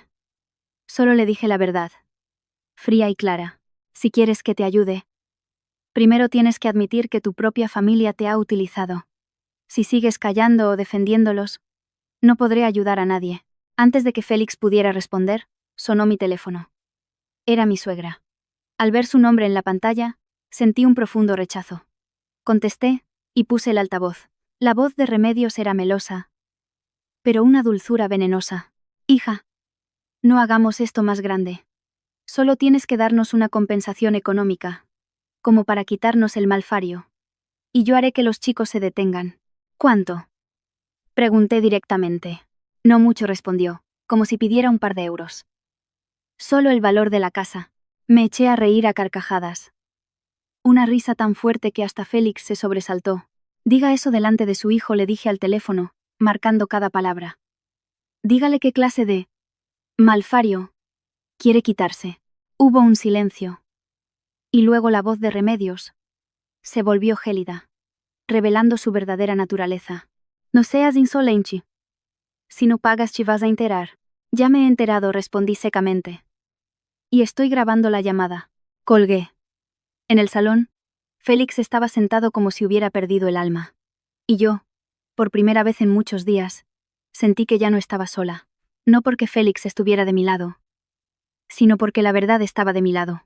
Pero la familia de mi marido no se rindió.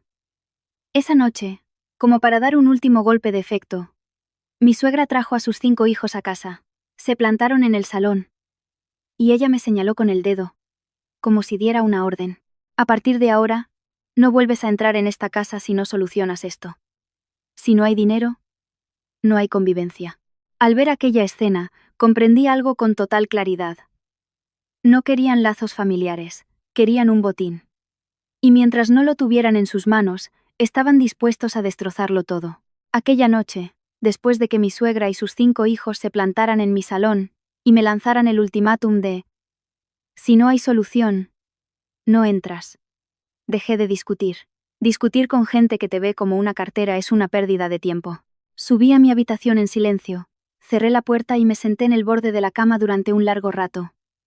En mi cabeza solo había una idea. Si seguía reaccionando emocionalmente, me arrastrarían a su torbellino. Tenía que hacer lo contrario. Tenía que ser yo quien dictara las reglas del juego. A la mañana siguiente, llamé a mi amiga Sofía y le pedí que me imprimiera todos los documentos necesarios, organizados en carpetas. También le envié un mensaje a mi vecina Teresa para pedirle que fuera testigo si era necesario. Una vez todo preparado, envié un mensaje al grupo familiar de mi marido, muy corto y muy claro. Esta noche a las 7. Todos en el salón. Quien falte, que asuma las consecuencias. No añadí ni una palabra más. Ni explicaciones, ni súplicas. Quería que entendieran que ya no iba a hablar como la cuñada sumisa. A las 7 en punto de la tarde, el salón de mi casa estaba lleno, como en una junta. Mi suegra, sentada en el centro, con el ceño fruncido pero una mirada ligeramente triunfante, como si pensara que por fin había vuelto a pedir clemencia. Félix, a su lado, parecía agotado, con ojeras, como alguien que ha sido zarandeado todo el día entre dos bandos. Los 5 cuñados, a ambos lados. Ismael, recostado, con su habitual aire arrogante. Nerea, abrazando a su hijo, con los labios apretados. Rubén, con las piernas cruzadas. Y Óscar y Héctor, que miraban de un lado a otro, entre la curiosidad y el miedo.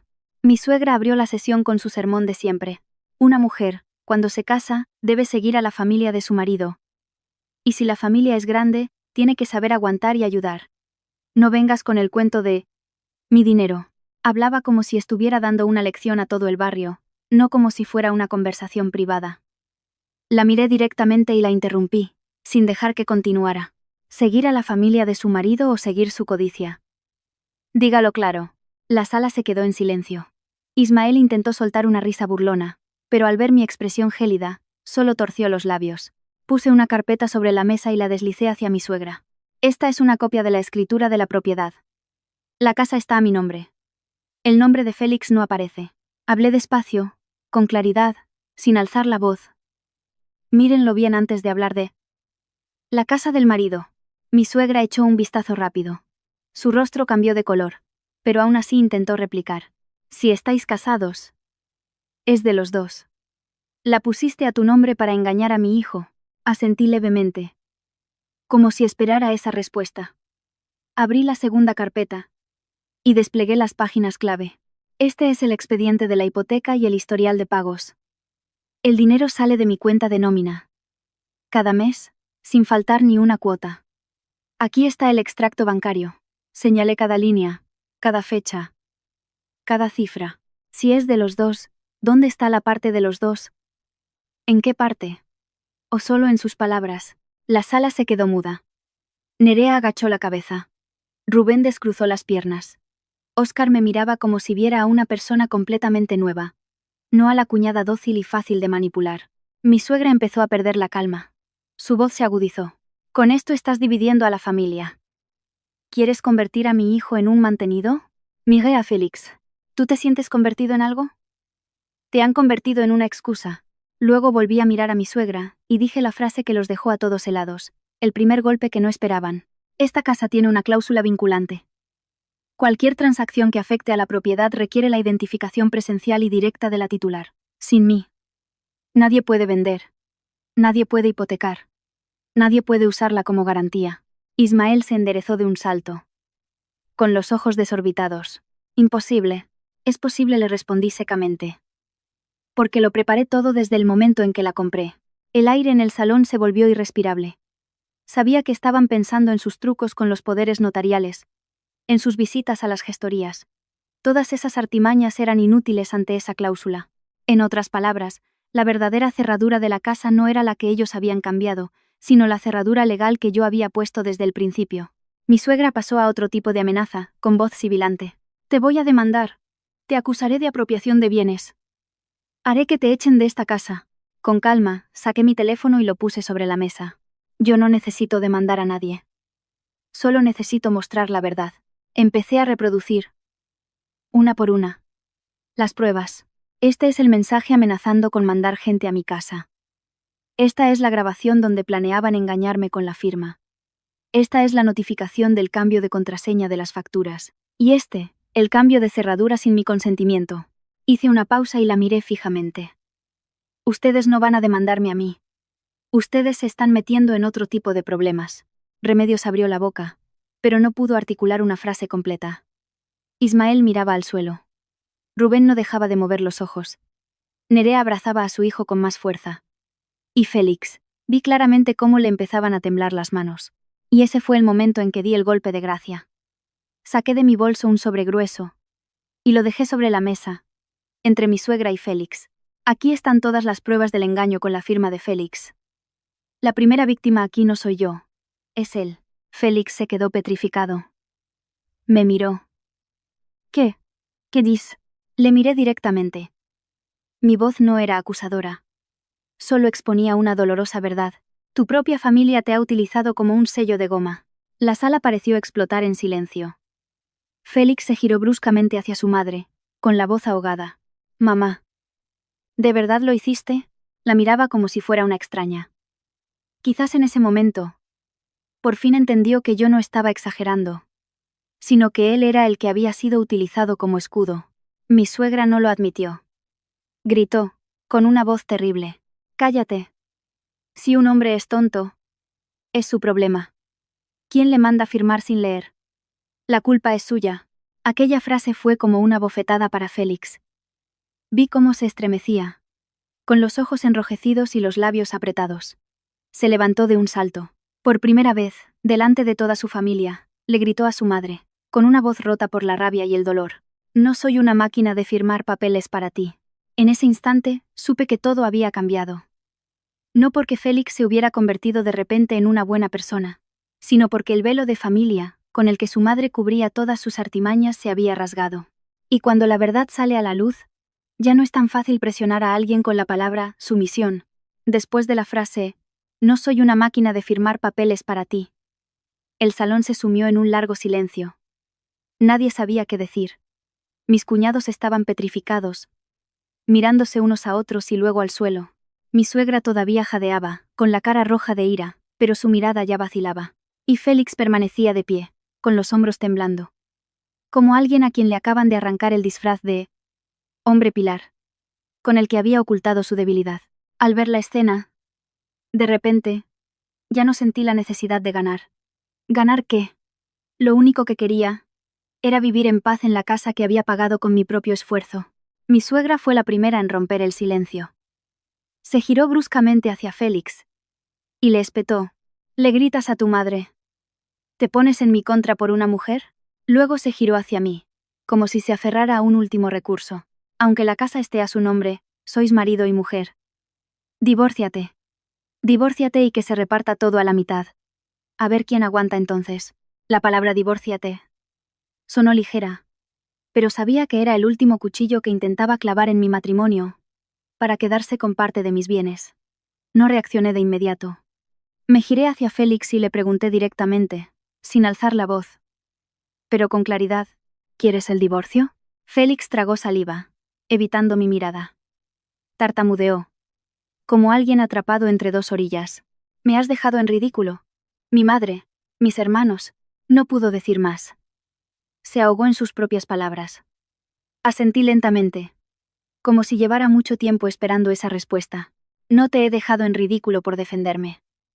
Quedas en ridículo cuando, con un sueldo de 900 euros, dices que mantendrás a tu familia con el dinero de tu mujer. No lo dije para humillarlo, sino para que viera la realidad. Sin verdad, no hay vuelta atrás. Félix se quedó quieto. Vi en sus ojos un poco de vergüenza, de orgullo herido, y también de miedo. Miedo a perder su estatus de pilar. Miedo a perder a su madre. Miedo a perderme a mí. Pero sin saber qué era lo correcto. No quise alargar más la situación. No quería convertir mi casa en un mercado de gritos. Puse las dos manos sobre la mesa, y dije, con calma y claridad, como si fuera un último pacto, te doy dos opciones. La primera, firmas un compromiso para dejar de traer gente a vivir aquí. Me devuelves el control total de la casa, y pones fin a cualquier intento de hacerme firmar papeles. Te pones delante de tu madre y tus hermanos y dices claramente que, a partir de ahora, nadie tocará mis bienes. Y me pides perdón, como es debido. La segunda. Me voy hoy mismo y procederé legalmente para solicitar que todos abandonen la casa. Mi suegra se levantó de un salto, gritando como si le hubieran prendido fuego. ¿Te atreves a echarme? Soy tu suegra. La miré. Mi voz seguía firme, sin rencor. No la estoy echando. Usted elige irse de la casa de otra persona cuando la trata como si fuera suya y obliga a la dueña a firmar papeles para disponer de ella. Al decir esto, sentí un alivio. No por regodeo, sino porque por fin había dicho lo que necesitaba decir, sin miedo, sin sumisión. Ismael se levantó como para decir algo, pero se detuvo. Nerea agachó la cabeza. Rubén miró a Félix, como esperando una orden. Oscar y Héctor se quedaron en silencio, quizás comprendiendo por primera vez que la situación había ido demasiado lejos. Félix, en ese momento, estaba en el centro, como si lo estiraran de ambos lados. A un lado, su madre.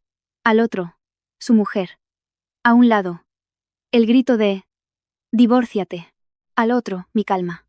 No le metí prisa, no lloré. Simplemente me senté, esperando una respuesta que debería haber dado desde el principio. Tenía que elegir. Ser un marido o ser un sello de goma.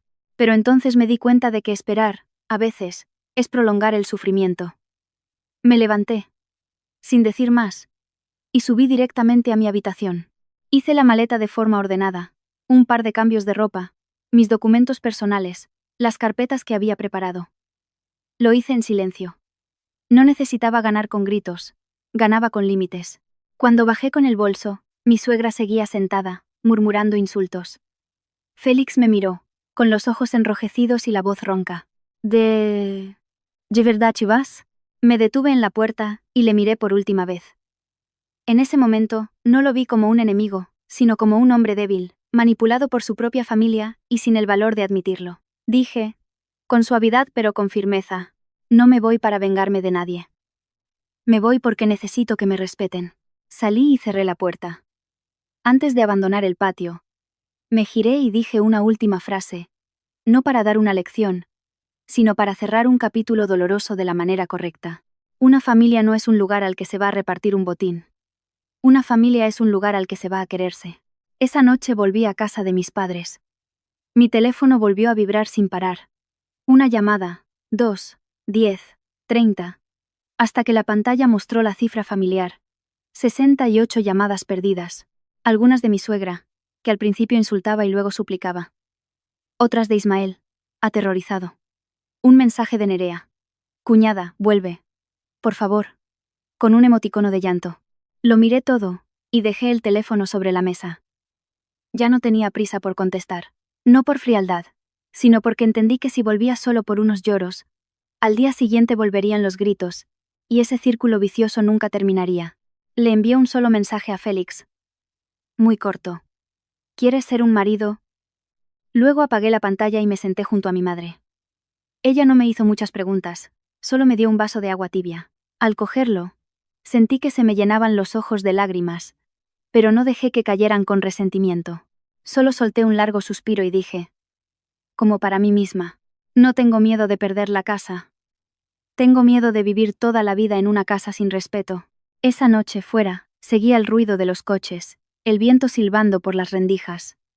Y yo, por primera vez en muchos días, sentí paz en mi interior, no porque todo hubiera terminado, sino porque había elegido, con dignidad, ponerme de mi lado. Y a veces, una sola elección como esa es suficiente para pasar a otra página de tu vida.